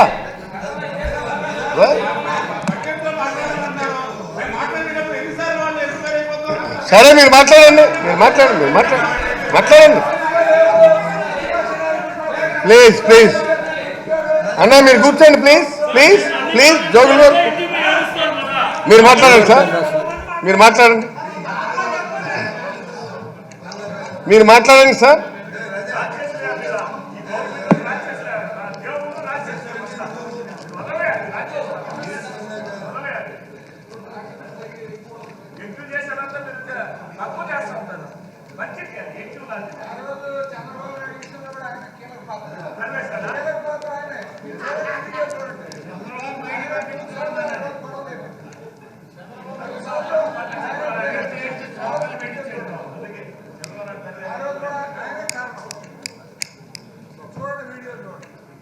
రైట్.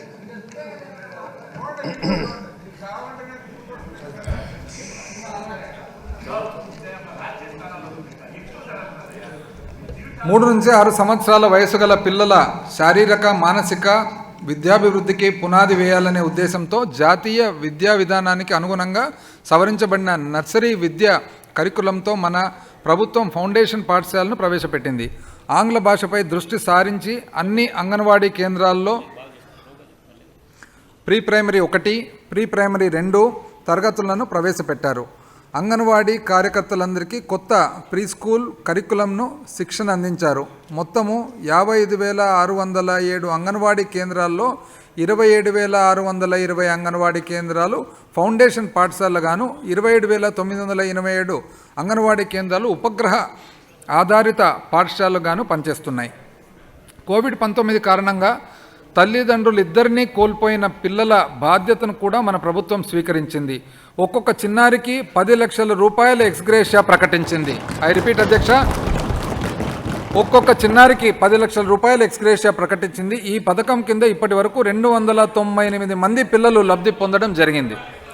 కౌమార దశలో ఉన్న బాలికల మరియు స్త్రీల ఆరోగ్యం మరియు ఋతుక్రమ కాలంలో వారి పారిశుభ్రత అవసరాల కోసం మన ప్రభుత్వం వైఎస్ఆర్ స్వచ్ఛ కార్యక్రమాన్ని అమలు చేస్తుంది. దీని కింద అన్ని ప్రభుత్వ పాఠశాలలు, జూనియర్ కళాశాలలు మరియు రెసిడెన్షియల్ విద్యా సంస్థల్లో 7 నుండి 12వ తరగతి వరకు చదువుతున్న 10 లక్షల మంది కౌమార దశలోని బాలికలు లబ్ధి పొందుతున్నారు. వీరికి నెలకు 10 బ్రాండెడ్ శానిటరీ నాప్కిన్స్లను మన ప్రభుత్వం ఉచితంగా అందించడం జరుగుతుంది.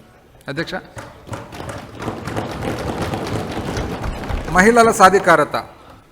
డాక్టర్ ఏపీజే అబ్దుల్ కలాం గారు అధ్యక్ష, మన దేశానికి 11వ రాష్ట్రపతి, మరి one of the finest technocrats అధ్యక్ష, డాక్టర్ అవుల్ పకీర్ జైనులబదీన్ అబ్దుల్ కలాం.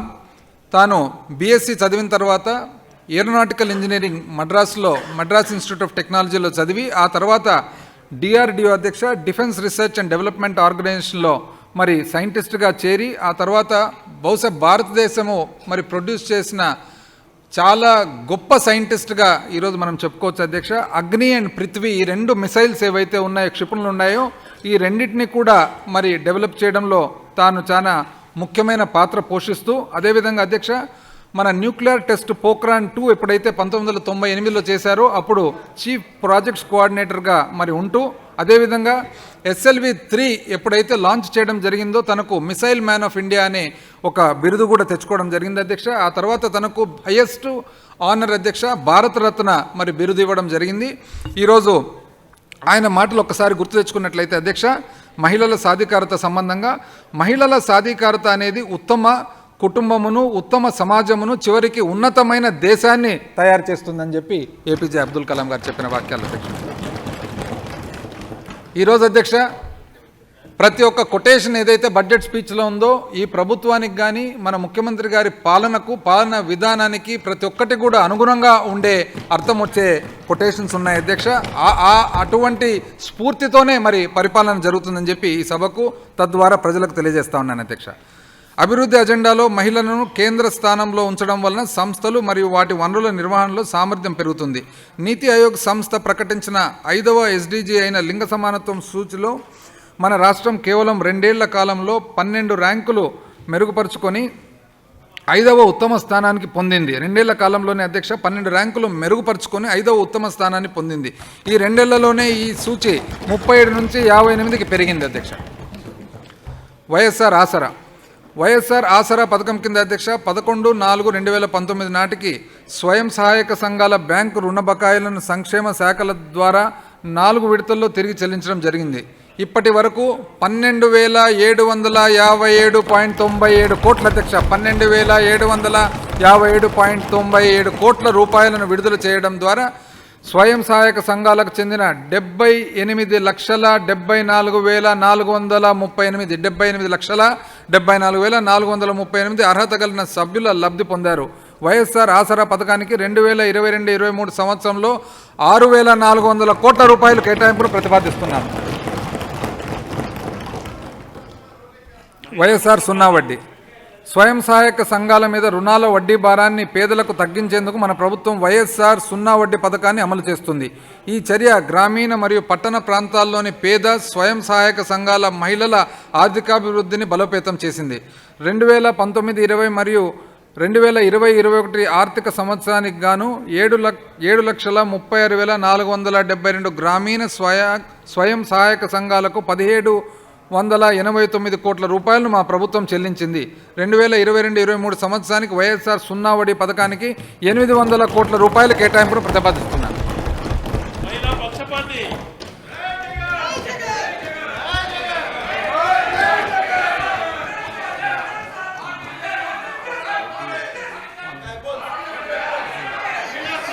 వైఎస్ఆర్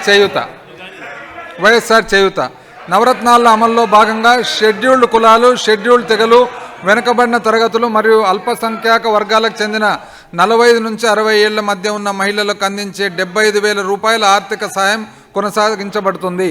ఈ పథకాల కింద సుమారు 24.95 లక్షల మంది లబ్ధిదారులు వివిధ జీవనోపాధి కార్యకలాపాలను ఎంచుకోవడం జరిగింది. స్థిరమైన జీవనోపాధిని అందించడానికి HCL, ITC, PNG మరియు రిలయన్స్ వంటి ITC ఇండియన్ టొబాకో కంపెనీ అధ్యక్ష, అదేవిధంగా Procter and Gamble and Reliance అధ్యక్ష వంటి ప్రఖ్యాత కంపెనీలతో చేసుకున్న ఒప్పందాల ద్వారా వివిధ దుకాణాలు ఏర్పాటు చేయబడ్డాయి.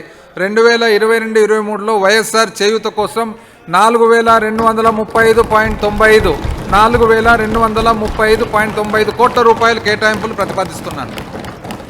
మహిళా అభివృద్ధి మరియు శిశు సంక్షేమ శాఖ కోసం 2022-23 ఆర్థిక సంవత్సరానికి 4,322.86 కోట్ల రూపాయలు ప్రతిపాదిస్తున్నాను. మన ప్రభుత్వం 2021-22లో మొదటిసారి పిల్లలు మరియు జెండర్ బడ్జెట్లను ప్రవేశపెట్టింది. మొట్టమొదటిసారి అధ్యక్ష పిల్లలు మరియు జెండర్ బడ్జెట్ను ప్రవేశపెట్టింది. 2022-23కి సంబంధించిన చిల్డ్రన్ మరియు జెండర్ బడ్జెట్ యొక్క బుక్లెట్ను గౌరవనీయుల సభ్యుల పరిశీలన కోసం ప్రవేశపెడుతున్నాను. సంక్షేమం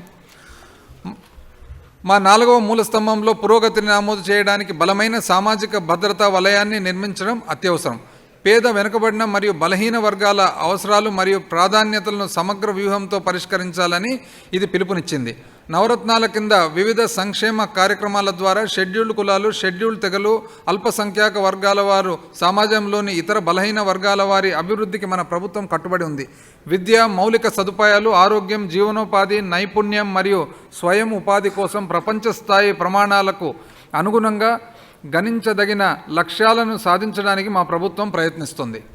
వైఎస్ఆర్ పెన్షన్ కానుక సమాజంలోని పేద మరియు బలహీన వర్గాలకు, ముఖ్యంగా వృద్ధులు మరియు బలహీనులను, వితంతువులను మరియు వికలాంగులను గౌరవప్రదమైన జీవితాన్ని పొందేందుకు మన ప్రభుత్వం సహాయం చేస్తుంది.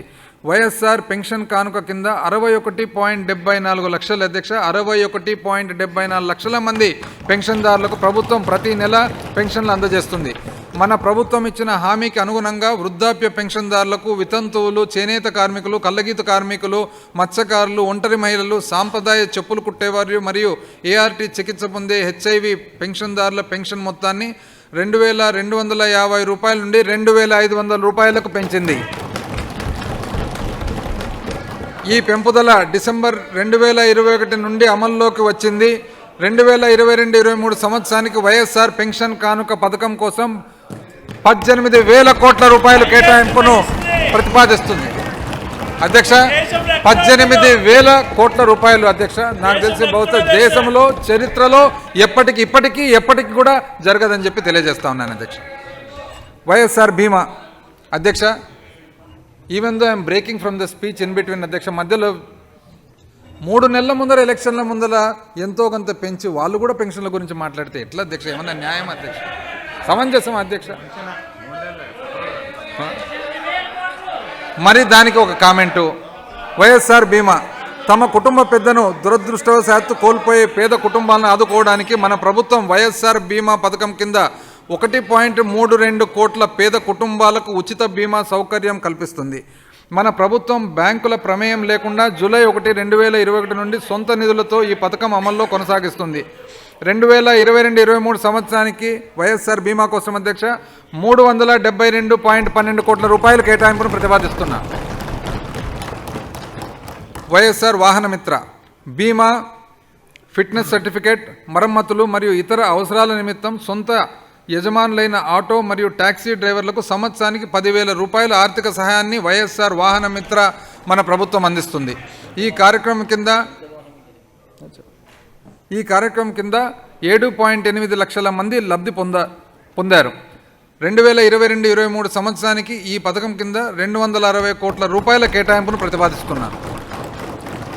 వైఎస్ఆర్ నేతన్న నేస్తం చేనేత పరికరాలను ఆధునీకరించడానికి మరియు మరమగ్గాల రంగానికి పోటీగా సొంత చేనేత మగ్గాలను ప్రతి కుటుంబానికి మన ప్రభుత్వం వైఎస్ఆర్ నేతన్న నేస్తం పథకం ద్వారా సంవత్సరానికి 24,000 రూపాయలు అందజేస్తుంది. 2021-22 ఆర్థిక సంవత్సరంలో ఈ పథకం కింద 81,703 మంది షెడ్యూల్డ్ కులాలు, షెడ్యూల్డ్ తెగలు, వెనుకబడిన తరగతులు, అగ్రవర్ణాల్లో ఆర్థికంగా వెనుకబడ్డ తరగతులు మరియు కాపు వర్గాలకు చెందిన నేత కార్మికులు లబ్ధి పొందారు. గత 3 సంవత్సరాలుగా మా ప్రభుత్వం అందించిన సహాయం ఫలితంగా చేనేత కుటుంబాల వారు మరమగ్గాలు మరియు వస్త్ర పరిశ్రమకు పోటీగా కొత్త పద్ధతుల్లో నూతన నమూనాలతో నేయడానికి తమ మగ్గాలను ఆధునీకరించారు. 2022-23 సంవత్సరానికి ఈ పథకం కింద 200 కోట్ల రూపాయల కేటాయింపును ప్రతిపాదిస్తున్నారు. జగనన్న తోపుడు బండ్ల వారి ఆర్థిక కష్టాలను తీర్చడానికి మన ప్రభుత్వం కేంద్రము PM స్వనిధి కింద ఇచ్చే సహకారంతో కలిపి సంవత్సరానికి 10,000 రూపాయల ఆర్థిక సాయం జగనన్న తోడు పథకం కింద అందజేస్తుంది. 2021-22లో 86,627 మంది షెడ్యూల్ కులాల వారు మరియు 19,965 మంది షెడ్యూల్ తెగలవారు ఈ పథకం కింద లబ్ధి పొందారు. ఈ కార్యక్రమం కింద 2021-22 ఆర్థిక సంవత్సరంలో 14.16 లక్షల మంది ఆర్థిక సహాయం పొందారు. 2022-23 సంవత్సరానికి ఈ పథకం కింద 25 కోట్ల రూపాయలు కేటాయింపును ప్రతిపాదిస్తున్నారు. జగనన్న చేదోడు దారిద్ర్య రేఖకు దిగువన ఉన్న రజకులు, నాయి బ్రాహ్మణులు మరియు కుట్టు పని వారికి సంవత్సరానికి 10,000 రూపాయలను జగనన్న చేదోడు పథకం ద్వారా మన ప్రభుత్వం ఆర్థిక సాయం అందజేస్తుంది. ఇంతవరకు 2,98,428 మంది లబ్ధిదారులకు 583.78 కోట్లు, 2,98,420 మంది లబ్ధిదారులకు 583.78 కోట్ల రూపాయలు విడుదల చేయడం జరిగింది. 2022-23 సంవత్సరానికి ఈ పథకం కింద 300 కోట్ల రూపాయల కేటాయింపును ప్రతిపాదిస్తున్నారు. వైఎస్ఆర్ ఈబీసీ నేస్తం. అగ్రవర్ణాల్లో ఆర్థికంగా వెనుకబడ్డ తరగతుల కోసం ఈబీసీ నేస్తం కింద 45 నుంచి 60 సంవత్సరాల మధ్య వయసు గల మహిళలకు సంవత్సరానికి 15,000 రూపాయలు చొప్పున సహాయం అందించాలని మన ప్రభుత్వం నిర్ణయించింది. ఈ పథకం కింద 3,92,674 మంది లబ్ధిదారులకు 589 కోట్ల రూపాయలు విడుదల చేయడం జరిగింది. 2022-23 సంవత్సరానికి ఈ పథకం కింద 590 కోట్ల రూపాయలు కేటాయింపును ప్రతిపాదిస్తున్నారు. వైఎస్ఆర్ లా నేస్తం. వైఎస్ఆర్ లా నేస్తం కింద అర్హులైన జూనియర్ న్యాయవాదులకు నెలకు 5,000 రూపాయలు చొప్పున ఇస్తున్నాం. ఇప్పటి వరకు 23.7 కోట్ల రూపాయలను ఈ కార్యక్రమం కింద పంపిణీ చేయడం జరిగింది. 2022-23 సంవత్సరానికి ఈ పథకం కింద 15 కోట్ల రూపాయలు కేటాయింపును ప్రతిపాదిస్తున్నాం. వైఎస్ఆర్ కాపు నేస్తం. వైఎస్ఆర్ కాపు నేస్తం. మహిళల ఆర్థిక అభివృద్ధి లక్ష్యంగా మన ప్రభుత్వం మహిళలకు ఆర్థిక సాయం అందజేస్తుందని హామీ ఇచ్చింది. ఈ మేరకు వైఎస్ఆర్ కాపు నేస్తం కింద కాపు, బలిజ, తెలగ మరియు ఒంటరి వర్గాలకు చెందిన 45 నుంచి 60 సంవత్సరాల వయసు గల అర్హులైన మహిళలకు 5 ఏళ్ల కాల వ్యవధిలో సంవత్సరానికి 15,000 రూపాయలు చొప్పున మొత్తం 3,27,349 మంది లబ్ధిదారులకు గాను 2 ఏళ్లలో 982 కోట్ల రూపాయల ఆర్థిక సాయాన్ని మన ప్రభుత్వం అందించింది. రాబోయే 2022-23 ఆర్థిక సంవత్సరంలో వైఎస్ఆర్ కాపు నేస్తం కోసం 500 కోట్ల రూపాయల కేటాయింపును ప్రతిపాదిస్తున్నారు. అల్పసంఖ్యాక వర్గాల సంక్షేమం. అల్పసంఖ్యాక వర్గాల వారికి అన్ని సంక్షేమ కార్యక్రమాల్లో ఉపాధి అవకాశం కోసం రుణ సదుపాయాలను కల్పించడం ద్వారా వారి ఆర్థిక కార్యకలాపాలకు మద్దతు ఇవ్వడం జరుగుతుంది. స్వయం ఉపాధి కల్పన మరియు సాంకేతిక శిక్షణ ద్వారా నైపుణ్యాన్ని పెంచడానికి వారికి న్యాయమైన వాటా ఉండేలా మన ప్రభుత్వం భరోసా ఇస్తుంది. మన ప్రభుత్వం నెలకు ఇమాంలకు 10,000 రూపాయలు, మౌజన్లకు 5,000 రూపాయలు, పాస్టర్లకు 5,000 రూపాయలు చొప్పున పెంచిన గౌరవ వేతనాన్ని అందజేస్తుంది. షెడ్యూల్డ్ కులాల ఉప ప్రణాళిక కోసము అధ్యక్ష షెడ్యూల్డ్ కులాల ఉప ప్రణాళిక కోసం 18,518 కోట్ల రూపాయలు అధ్యక్ష షెడ్యూల్డ్ కులాల ఉప ప్రణాళిక కోసం 18,518 కోట్ల రూపాయలు అధ్యక్ష. ఎప్పుడూ లేని విధంగా, ఎప్పుడు చరిత్రలో లేదు అధ్యక్ష. 18,518 కోట్ల రూపాయలు. షెడ్యూల్డ్ తెగల ఉప ప్రణాళికకు 6,145 కోట్ల రూపాయలు. వెనుకబడిన తరగతుల ఉప ప్రణాళికకు 29,143. ఐ రిపీట్ అధ్యక్ష. షెడ్యూల్డ్ కులాల ఉప ప్రణాళిక కోసం 18,518 కోట్ల రూపాయలు. షెడ్యూల్డ్ తెగల ఉప ప్రణాళిక కోసం 6,145 కోట్ల రూపాయలు. వెనుకబడిన తరగతుల ఉప ప్రణాళికకు 29,143 కోట్ల రూపాయలు. అల్పసంఖ్యాక వర్గాల సంక్షేమం కోసము 3,661 కోట్ల రూపాయలు కేటాయింపులను నేను ప్రతిపాదిస్తాను. అదేవిధంగా 2022-23లో కాపు, ఐ రిపీట్ అధ్యక్ష, అదేవిధంగా వాళ్ళు తొందరపడతారు అధ్యక్ష, అందుకని ఇంతకుముందు హెలికాప్టర్ నుంచి దుంకినే చెప్పిండేది అధ్యక్ష.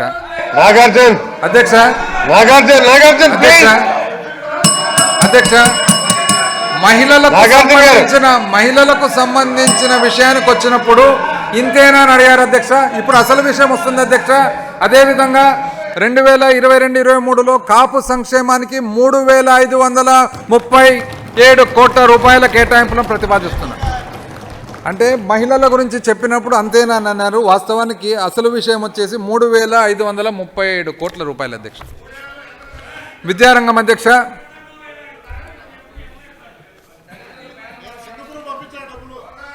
పరులకు సోదరులకు భూవర్లకు కొనరాదు సర్వవస్యము, తాను ఎవరికి ఇచ్చిన కోటి గుణ ఉత్తర వృద్ధి భజించు విద్య తన ధనం ఎప్పుడును. అధ్యక్ష, పెంచిన కొద్దీ అనేక రెట్లు పెరిగేది ఒక్క విద్యాధనం మాత్రమే అధ్యక్ష. చిన్నారుల చదువు కోసం పెట్టే ప్రతి రూపాయి రాష్ట్ర అభివృద్ధికి తొలిమెట్టు అని మన ప్రభుత్వం బలంగా నమ్ముతుంది అధ్యక్ష. ఐ రిపీట్ అధ్యక్ష ఒకసారి. పరులకు సోదరులకు భూవర్లకు కొనరాదు సర్వవస్యము, తాను ఎవరికి ఇచ్చిన కోటి గుణ ఉత్తర వృద్ధి భజించు విద్య తన ధనం ఎప్పుడును.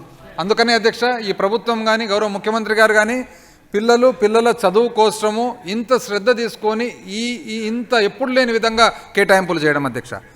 మానవ సామర్థ్య వికాసానికి మొదటి మూలస్తంభం విద్య.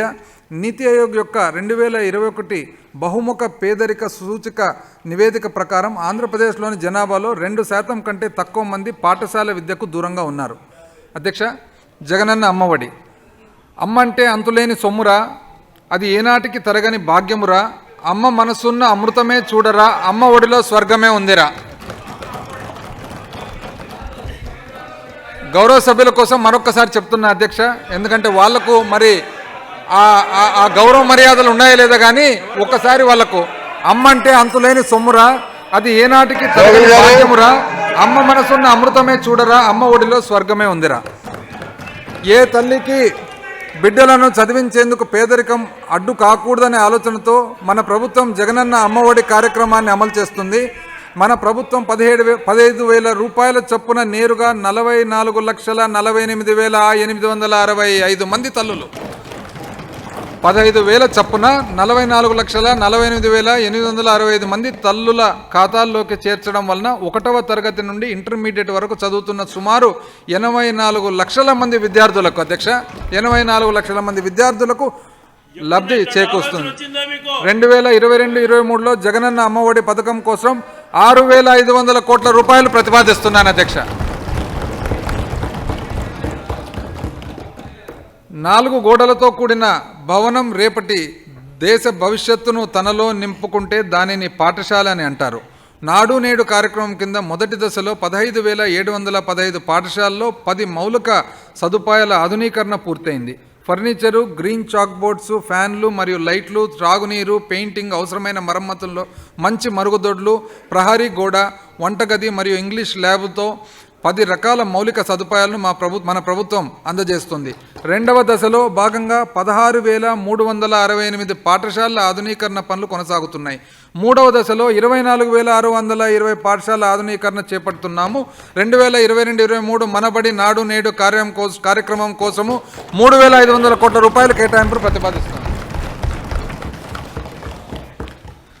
పాఠశాల విద్యను మధ్యలోనే వదిలిపెట్టి వేసే విద్యార్థుల శాతానికి విద్యార్థులు ముఖ్యంగా బాలికల పాఠశాలలు సరైన పారిశుద్ధ్య సౌకర్యాలు లేకపోవడానికి మధ్య సంబంధం ఉన్నదని అధ్యయనాలు వెల్లడిస్తున్నాయి. ఈ సమస్యను పరిష్కరించడానికి మన ప్రభుత్వం 15,000 రూపాయల అమ్మ ఒడి ఆర్థిక సహాయం నుండి 1,000 రూపాయలను జిల్లా కలెక్టర్ల పర్యవేక్షణ మరుగుదొడ్ల నిర్వహణ విధికి కేటాయించడం జరిగింది.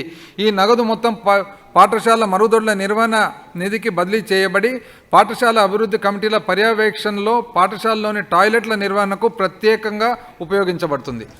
విజ్ఞాన సామర్థ్యాల అభివృద్ధిలో పోషకాహారం కీలక పాత్ర పోషిస్తూ మెరుగైన ఫలితాలను దారితీస్తుంది. జగనన్న గోరుముద్ద కార్యక్రమం ద్వారా మన ప్రభుత్వం 45,484 ప్రభుత్వ మరియు ఎయిడెడ్ పాఠశాలలో చదువుతున్న సుమారు 37 లక్షల మంది విద్యార్థులకు ప్రతిరోజు పౌష్టికాహారమైన, రుచికరమైన మరియు ఆరోగ్యకరమైన వేడివేడి భోజనం అందిస్తుంది.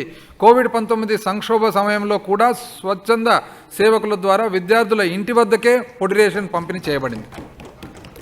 జగనన్న విద్యా కానుక పథకం కింద 1వ తరగతి నుండి 10వ తరగతి వరకు చదువుతున్న విద్యార్థులకు ప్రభుత్వం పాఠశాలలో మొట్టమొదటి రోజునే విద్యార్జన కిట్లను అందజేస్తుంది. ఈ కిట్లలో 3 జతల ఏకరీతి వస్త్రాలు, కుట్టు ఛార్జీలు, పాఠ్య పుస్తకాలు, నోట్బుక్ల సెట్టు, 1 జత బూట్లు, 2 జతల సాక్సు, 1 స్కూల్ బ్యాగు, 1 బెల్టు మరియు 3 మాస్కులు ఉన్నాయి అధ్యక్ష. విద్యారంగంలో మన ప్రభుత్వం అమలు చేస్తున్న పథకాల ప్రభావం నాణ్యమైన విద్య యొక్క 4వ SDGలో సాధించిన అద్భుతమైన పురోగతి ప్రతిబింబిస్తుంది. ప్రాథమిక విద్యలో 1 నుంచి 8వ తరగతి 2019-20లో 80.48% ఉన్న సర్దుబాటు చేయబడిన నికర నామోదు నిష్పత్తి 2021-22లో 91.72%కు పెరిగింది అధ్యక్ష. ఐ రిపీట్ అధ్యక్ష, ఇవన్నీ తీసుకున్న వివిధ చర్యల వలన, వివిధ పాలసీస్ వలన అధ్యక్ష, ప్రాథమిక విద్యలో 1 నుంచి 8 తరగతి ఏదైతే ఉందో 2019-20లో 80.48%గా ఉన్న సర్దుబాటు చేయబడిన నికర నామోదు నిష్పత్తి 2021-22లో 91.72%కు పెరిగింది అధ్యక్ష. సెకండరీ స్థాయిలో అది 9 నుంచి 10వ తరగతి 2019-20 నాటికి సగటు వార్షిక డ్రాపౌట్ రేటు 15.71% ఉండగా 2021-22లో 2.84%కు గణనీయంగా తగ్గింది అధ్యక్ష. డ్రాపౌట్ రేటు 9-10వ తరగతిలో ఏదైతే 19-20లో 15.71% ఉన్నదో అది గణనీయంగా 2.84%కు తగ్గింది అధ్యక్ష. హయ్యర్ సెకండరీ విద్య 11-12వ తరగతిలో 2014-15లో ఏదైతే 69% స్థూల నమోదు నిష్పత్తి అధ్యక్ష జీఆర్ ఉండగా ఇది 21-22లో 75.46%కు పెరిగింది అధ్యక్ష. ఈరోజు వాస్తవానికి అధ్యక్ష నిన్న out of the budget speech అధ్యక్ష నిన్న ముఖ్యమంత్రి గారు గవర్నర్ గారి అడ్రస్లో మరి చెప్పడం జరిగింది, ఎన్నో బడులలో ప్రభుత్వ స్కూల్లో చేరేదానికి రికమెండేషన్ లెటర్లు కూడా తీసుకొని పోతా ఉన్నారు అనేది ఈరోజు తెలియజేస్తా ఉన్నాను అధ్యక్ష. ఇది క్లియర్గా కనపడుతుంది అధ్యక్ష. 2014-15లో 69% స్థూల నమోదు నిష్పత్తి జీఆర్ ఉండగా అది 21-22 వచ్చేటప్పటికి 75.46%కు పెరిగింది అధ్యక్ష. ఇంతేకాకుండా 94.56% పాఠశాలలో విద్యుత్, తాగునీరు వంటి ప్రాథమిక మౌలిక సదుపాయాలను కల్పించడం జరిగింది. సెకండరీ స్థాయి ఉపాధ్యాయులందరికీ 100% శిక్షణ ఇవ్వడం జరిగింది అధ్యక్ష. పాఠశాల విద్య కోసం 2022-23 ఆర్థిక సంవత్సరానికి 27,706.66 కోట్ల రూపాయల కేటాయింపును ప్రతిపాదిస్తున్నాను. ఇది గత సంవత్సరం కేటాయింపు కన్నా 12.52% ఎక్కువ ఉందని కూడా తెలియజేస్తా ఉన్నాను అధ్యక్ష. జగనన్న విద్యా దీవెన మరియు జగనన్న వసతి దీవెన ఉన్నత విద్యలో 18 నుంచి 23 సంవత్సరాలు 2019-20లో 32.4% ఉన్న స్థూల నమోదు నిష్పత్తి జీఆర్ ఏవైతే 32.4% ఉన్నిందో 2021-22లో 53.89%కు పెరిగింది అధ్యక్ష. 32.4 నుండి 53.89%కు పెరిగింది అధ్యక్ష. వెనుకబడిన కుటుంబాల విద్యార్థులకు జగనన్న విద్యా దీవెన మరియు జగనన్న వసతి దీవెన ద్వారా రాష్ట్ర ప్రభుత్వం ఆర్థికంగా అందిస్తున్న మొత్తం ఫీజు రీయింబర్స్మెంట్ మరియు నిర్వహణ రుసుములు స్థూల నమోదు నిష్పత్తిలోని ఈ పెరుగుదలకు కారణమని చెప్పవచ్చు. ఉన్నత విద్య అభ్యసిస్తున్న మొత్తం విద్యార్థుల్లో 87% మందికి వారు కట్టిన ఫీజు 4,500 కోట్ల రూపాయలను తిరిగి చెల్లించడం జరిగింది. 4,500 కోట్ల రూపాయలు తిరిగి చెల్లించడం జరిగింది అధ్యక్ష.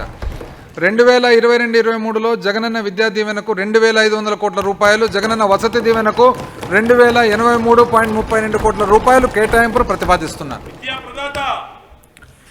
షెడ్యూల్డ్ కులాలు, షెడ్యూల్డ్ తెగలు మరియు సామాజికంగా మరియు విద్యాపరంగా వెనుకబడిన తరగతుల వారికి ఉన్నత విద్యా అవకాశాలను మెరుగుపరచడానికి రాష్ట్రంలోని ఆశావాహ జిల్లాల్లో ఆస్పిరేషనల్ డిస్ట్రిక్ట్స్ అధ్యక్ష కొత్త మోడల్ డిగ్రీ కళాశాలను స్థాపించబడుతున్నాయి. గిరిజన ప్రాంతాల్లోని బాలికలకు ఉన్నత విద్యను అందించేందుకు అరకులో నూతన మోడల్ డిగ్రీ కళాశాలను నిర్మిస్తున్నాం. అరకులో 2022-23 ఆర్థిక సంవత్సరానికి ఉన్నత విద్య కోసం 2,014.30 కోట్ల రూపాయల కేటాయింపును ప్రతిపాదిస్తున్నాను. ఈ కేటాయింపు జగనన్న విద్యా దీవెన మరియు జగనన్న వసతి దీవెన పథకాల కింద సంక్షేమ కార్పొరేషన్లో కేటాయించిన మొత్తానికి అదనం.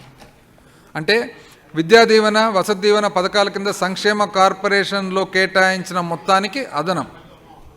గృహ నిర్మాణం పట్టు పట్టరాదు, పట్టి విడువరాదు, పట్టనేని బిగియ పట్టవలియ, పట్టి విడుట కన్నా పరగ చెచ్చుట మేలయ, విశ్వదాభిరామ వినురవేమ.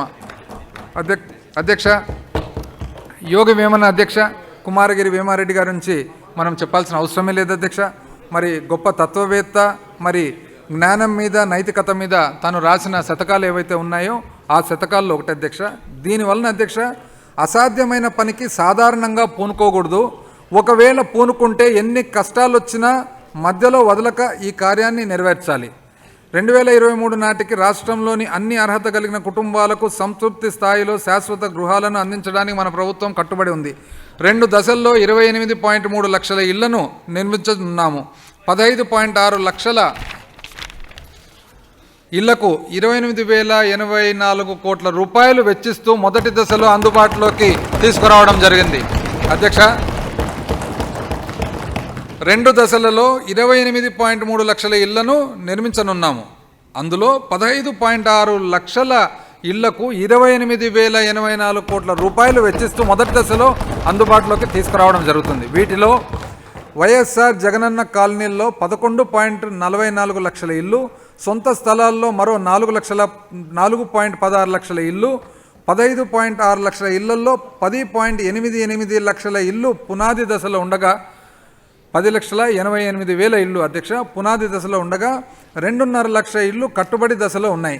రిజిస్ట్రేషను, మ్యాపింగు సంబంధించిన ప్రాథమిక కార్యక్రమాలు ఇప్పటికే పూర్తయ్యాయి. జియో ట్యాగింగ్ చివరి దశలో ఉంది. లబ్ధిదారులకు మన ప్రభుత్వం 20 మెట్రిక్ టన్నుల ఇసుకను ఉచితంగా అందజేస్తుంది. అదనంగా 3% వడ్డీ రేటుతో ఆర్థిక సంస్థల ద్వారా అదనంగా 35,000 రూపాయలు లబ్ధిదారులకు అందించబడుతుంది. ఈ కార్యక్రమం ద్వారా ఉపాధి అవకాశాలు కల్పించబడుతున్నాయి. 15.6 లక్షల గృహాల మేరకు మొదటి దశ నిర్మాణంలో 21.7 కోట్ల పని దినాలను సృష్టించబడ్డాయని అంచనా వేయడం జరిగింది. ఇప్పటి వరకు భవన నిర్మాణం ఖర్చుతో సహా లబ్ధిదారులకు 1146.7 కోట్ల రూపాయలు విడుదల చేయడం జరిగింది. అధ్యక్ష, 2022-23లో పేదలందరికీ ఇళ్ల కోసం 4,791.69 కోట్ల రూపాయల కేటాయింపుకు గృహ నిర్మాణ శాఖకు ప్రతిపాదిస్తున్నాను. అధ్యక్ష దాదాపు అధ్యక్ష స్వాతంత్రం వచ్చినప్పటి నుంచి ఇప్పటి వరకు కూడా అన్ని సంవత్సరాలు లెక్కేసినా, కంబైన్డ్ స్టేట్ లెక్కేసినా కూడా నాకు తెలిసి 30 లక్షల ఇండ్లు అనేది నాకు తెలిసి ఎక్కడ కట్టలేదు. అందుకనే అధ్యక్ష ఇది చాలా గొప్ప ఆశయం అధ్యక్ష. అందుకనే అధ్యక్ష, పట్టు పట్టరాదు, పట్టి విడవరాదు, పట్టెనేని బిగే పట్టెవలయ, పట్టె విడుట కన్నా పరగచచ్చుట మేలయ, విశ్వదాభిరామ వినరవేమ. ఏదైనా కానీ అసాధారణ పని పూనుకోకూడదు. ఒకవేళ పూనుకున్నట్లయితే ఎన్ని కష్టాలు వచ్చినా కూడా మధ్యలో వదలరని చెప్పి ఈరోజు మన ప్రభుత్వం కానీ ముఖ్యమంత్రి గారు కానీ ఈరోజు ప్రజలందరికీ కూడా తెలియజేస్తా ఉన్నారు.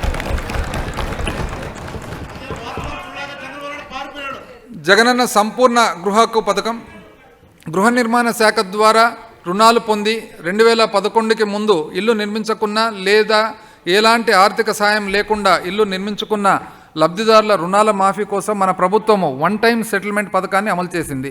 లబ్ధిదారులకు స్పష్టమైన టైటిల్ మరియు స్వాధీనపు హక్కుతో కూడిన పత్రాలను విడుదల చేయడం జరిగింది. ఇప్పటి వరకు 8.56 అంటే 8,56,000 మంది లబ్ధిదారులు ఈ పథకం కింద ప్రయోజనం పొందారని ఈ గౌరవ సభకు మరి తెలియజేస్తున్నాను. అధ్యక్ష, గ్రామీణాభివృద్ధి అధ్యక్ష, మహాత్మా గాంధీ గారి మాటల్లో మహాత్మా గాంధీ గారి గురించి మనము ఎక్స్ప్లెనేషన్ అవసరం లేదా అధ్యక్ష. ఫాదర్ ఆఫ్ ద నేషన్, జాతిపిత. భారతదేశపు ఆత్మ గ్రామాల్లో ఉంది.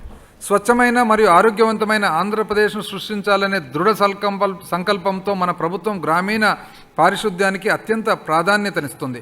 గౌరవ ముఖ్యమంత్రి గారు జగనన్న స్వచ్ఛ సంకల్పం క్లీన్ ఆంధ్రప్రదేశ్ క్లాప్ కార్యక్రమాన్ని అక్టోబర్ 2, 2021 చెత్తరహిత వ్యర్థ పదార్థాలు లేని దృశ్యపరంగా పరిశుభ్రమైన గ్రామాలను సాధించే లక్ష్యంతో 100 రోజులు పారిశుద్ధ్య ప్రచార కార్యక్రమాన్ని ప్రారంభించారు.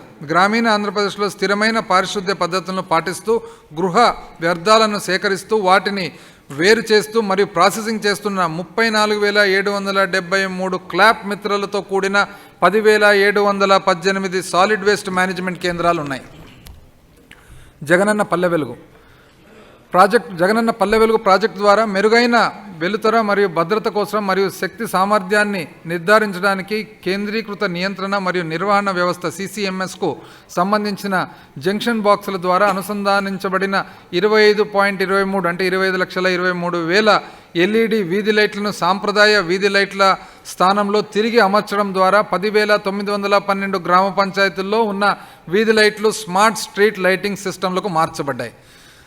2021-22లో మహాత్మా గాంధీ జాతీయ గ్రామీణ ఉపాధి హామీ పథకం కింద 2,176 లక్షల పని దినాలు కల్పించబడ్డాయి. ఈ పథకం కింద ఉపాధిని కోరిన వ్యక్తుల శాతంలో ఉపాధిని పొందిన వ్యక్తుల శాతం 2019-20లో 91.28% ఉండగా ఇది 2021-22 నాటికి 98%కు పెరిగింది. 15 రోజుల్లోనే 99.41% చెల్లింపులు జరగడం గమనించడం విషాదం. 2022-23లో ఈ పథకం కింద 3,000 లక్షల పని దినాలను కల్పించాలని మన ప్రభుత్వం భావిస్తుంది. 2022-23 సంవత్సరానికి ఈ పథకం కింద 5,000 కోట్ల రూపాయలు కేటాయింపును ప్రతిపాదిస్తున్నాను. ప్రధానమంత్రి గ్రామీణ రహదారి పథకం, ఆంధ్రప్రదేశ్ గ్రామీణ రహదారుల ప్రాజెక్టు మరియు నాబార్డు మద్దతు ఉన్న ప్రాజెక్టుల అమలు ద్వారా మన ప్రభుత్వం అన్ని గ్రామీణ మరియు రోడ్డు అనుసంధానం లేని నివాస ప్రాంతాలకు అన్ని కాలాలను తట్టుకునే BT మరియు CC రోడ్డు కనెక్టివిటీ అందజేస్తుంది మరియు గ్రామీణ రోడ్లను ఆధునీకరణ చేస్తుంది. 2021-22కు 100 కిలోమీటర్ల కంటే ఎక్కువ గ్రామీణ రోడ్లు ఈ ప్రాజెక్టు కింద నిర్మించబడ్డాయి మరియు ఆధునీకరించబడ్డాయి అధ్యక్ష. 2100 కిలోమీటర్ల రోడ్లు ఆధునీకరించబడ్డాయి అధ్యక్ష. ఒత్తిడితో కూడిన మరియు నాణ్యత లోపించిన 1249 నివాస ప్రాంతాలకు మంచినీటిని అందుబాటులోనికి తీసుకొని రావడానికి మన ప్రభుత్వం 3 తాగునీటి ప్రాజెక్టులను మంజూరు చేసింది అధ్యక్ష. చిత్తూరు, ప్రకాశం, గుంటూరు, తూర్పుగోదావరి, పశ్చిమ గోదావరి మరియు కృష్ణా జిల్లాల్లోని ఒత్తిడితో కూడిన మరియు నాణ్యత లోపించిన నివాస ప్రాంతాలకు కూడా నాణ్యమైన నీటిని అందుబాటులోనికి తీసుకురావడం జరుగుతుంది అధ్యక్ష. 2022-23 ఆర్థిక సంవత్సరానికి గాను గ్రామీణాభివృద్ధికి 15,846.43 కోట్ల రూపాయల కేటాయింపును నేను ప్రతిపాదిస్తున్నాను. పట్టణాభివృద్ధి ఇప్పటికే ఉన్న మౌలిక సదుపాయాలను బలోపేతం చేయడం మరియు సేవ స్థాయిలను మెరుగుపరచడం ద్వారా అన్ని పట్టణ స్థానిక సంస్థలకు రక్షిత మంచినీటిని అందించడానికి మన ప్రభుత్వం అత్యధిక ప్రాధాన్యతనిస్తుంది. 2021-22 ఆర్థిక సంవత్సరంలో 86,356 మంచినీటి కనెక్షన్లు ఇవ్వబడ్డాయి. 86,356 మంచినీటి కనెక్షన్లు ఇవ్వబడ్డాయి అధ్యక్ష. 11వ SDG అయిన సుస్థిర నగరాలు మరియు సంఘాల క్రింద 100% వార్డుల్లో ఇంటింటికి చెత్త సేకరణ అందుబాటులోకి తీసుకురావడం జరిగింది అధ్యక్ష. ప్రభుత్వ విధానంలో భాగంగా మున్సిపల్ వ్యర్థాలను తగ్గించడం, రీసైకిల్ చేయడం మరియు తిరిగి ఉపయోగించడం కోసం మన రాష్ట్ర ప్రభుత్వం 85 ఇంటిగ్రేటెడ్ సాలిడ్ వేస్ట్ మేనేజ్మెంట్ ప్రాజెక్టులు మంజూరు చేయగా 32 ప్రాజెక్టులు ఇప్పటికే పనిచేస్తున్నాయి అధ్యక్ష. 1,00,000 కంటే తక్కువ జనాభా ఉన్న 93 పట్టణ స్థానానికి సంస్థల్లో 93 మరుగునీటి శుద్ధి ప్లాంట్లను వచ్చే 3 ఏళ్లలో నిర్మించాలని ప్రభుత్వం యోచిస్తున్నది. 2019-20లో ఉత్పత్తి చేయబడిన మొత్తం ప్రాసెస్డ్ మున్సిపల్ ఘన వ్యర్థ పదార్థాలు 48% ఉండగా 2021-22లో ఇది 53.62% పెరిగింది అధ్యక్ష. 2022-23లో పురపాలక మరియు పట్టణాభివృద్ధి శాఖకు మంత్రి గారు పురపాలక మరియు పట్టణాభివృద్ధి శాఖ మీ శాఖ 8,796.33 కోట్ల రూపాయల కేటాయింపు ప్రతిపాదించారు. పర్యావరణం మరియు అడవులు అధ్యక్ష. పర్యావరణము మరియు ఆర్థిక వ్యవస్థ నిజంగా ఒకే నాణేనికి 2 వైపులు ఉన్నాయి. పర్యావరణాన్ని పరిరక్షించలేకపోతే మనము మనుగడ సాధించలేము అధ్యక్ష. ఈ మాటలు అధ్యక్ష నోబెల్ ప్రైజ్ గ్రహీత అధ్యక్ష వంగారి మూతా మథాయ్ కీనియా దేశానికి చెంది అధ్యక్ష. కీనియా దేశానికి చెంది ఒక నోబెల్ ప్రైజ్ పీస్ ప్రైజ్ గ్రహీత. అదేవిధంగా మొట్టమొదటి ఫీమేల్ స్కాలర్ అధ్యక్ష. ఈస్టర్న్ అండ్ సెంట్రల్ ఆఫ్రికా నుంచి మొట్టమొదటి ఒక మహిళ ఎవరైతే ఒక పిహెచ్డి బయాలజీలో పిహెచ్డి సాధించి ఆ తర్వాత అధ్యక్ష తాను పర్యావరణాన్ని పరిరక్షించడం ఎంత ముఖ్యమని చెప్పి గ్రహించుకొని దాదాపు మిలియన్స్ ఆఫ్ చెట్లు నాటించి ఆఫ్రికాలో పలు దేశాల్లో తాను మొత్తం ప్రపంచమంతా కూడా అది గమనించి మరి ఇన్ ఆనర్ నోబెల్ ప్రైజ్ ఇవ్వడం జరిగింది అధ్యక్ష. తన మాటల్లో పర్యావరణం మరియు ఆర్థిక వ్యవస్థ నిజంగా ఒకే నాణేనికి 2 వైపులు ఉన్నాయి. పర్యావరణాన్ని పరిరక్షించలేకపోతే మనకు మనుగడ సాధించలేం. మన రాష్ట్రము సుసంపన్నమైన జీవ వైవిధ్యాన్ని కలిగి ఉంది. దీనిని పెంపొందించుకోవడం మన అందరి బాధ్యత. రాష్ట్రంలో నమోదైన అటవీ ప్రాంతం మన రాష్ట్ర భౌగోళిక విస్తీర్ణంలో దాదాపు 23%. జాతీయ అటవీ విధానం 1988కి అనుగుణంగా భౌగోళిక ప్రాంతంలో 33% పచ్చదనాన్ని మెరుగుపరచాలని మరియు పౌరులకు సుస్థిరమైన నివాస యోగ్య స్థలాన్ని సృష్టించాలని మన ప్రభుత్వం భావిస్తుంది. ఈ లక్ష్య సాధనలో ఈ సంవత్సరంలో అన్ని ముఖ్య ప్రభుత్వ శాఖలు అన్ని వర్గాల ప్రజలను కలుపుకొని compensatory forestation fund management and planning authority CAMPA, Mahatma Gandhi జాతీయ గ్రామీణ ఉపాధి పథకం, రాష్ట్ర అభివృద్ధి పథకాల మరియు కేంద్ర ప్రాయోజిత పథకాల నుండి నిధులను సమకూర్చడం ద్వారా మరియు 9.39 కోట్ల 39 లక్షల మొక్కలు నాటడం ద్వారా జగనన్న పచ్చతోరణం కింద భారీ స్థాయిలో మొక్కలు నాటే కార్యక్రమం చేపట్టడం జరిగింది. ఈ ప్రయత్నం ఫలితంగా ఇటీవల విడుదల చేసిన భారతదేశ అటవీ రాష్ట్ర నివేదిక 2021 ప్రకారం 647 చదరపు కిలోమీటర్ల మేర పచ్చదాన్ని అదనంగా పెంచగలిగి భారతదేశంలో మన రాష్ట్రం మొదటి స్థానంలో నిలవడం గర్వించదగ్గ విషయం అధ్యక్ష. 9.39 కోట్ల అధ్యక్ష. అదేవిధంగా 647 చదరపు కిలోమీటర్లు నిన్న స్పీచ్లో గౌరవ ముఖ్యమంత్రి గారు చెప్పినట్లుగా అధ్యక్ష, ఎన్నో అభివృద్ధి విషయాలు చేస్తున్నాము, ప్రజలే గమనిస్తున్నాము, కానీ మనం అడ్వర్టైజ్ చేసుకోవడం లేదు అధ్యక్ష. అదొకటి. స్మార్ట్, క్లీన్ మరియు హెల్తీ సిటీల కోసం పట్టణ మరియు పట్టణ శివారు ప్రాంతాల్లో స్వచ్ఛమైన గాలి లభ్యత గల ప్రదేశాలను అందుబాటులోకి తేవడం మరియు విస్తరించడం ద్వారా వాతావరణ మార్పుల్లో తట్టుకోగల నగరాలను అభివృద్ధి చేయాలని మన ప్రభుత్వం భావిస్తుంది. ఇందుకు సంబంధించిన నగరవనం పథకం అమలవుతుంది. 2022-23లో పర్యావరణం, అటవీ శాస్త్ర సాంకేతిక రంగాల విభాగానికి 685.36 కోట్ల రూపాయల కేటాయింపును ప్రతిపాదిస్తున్నారు.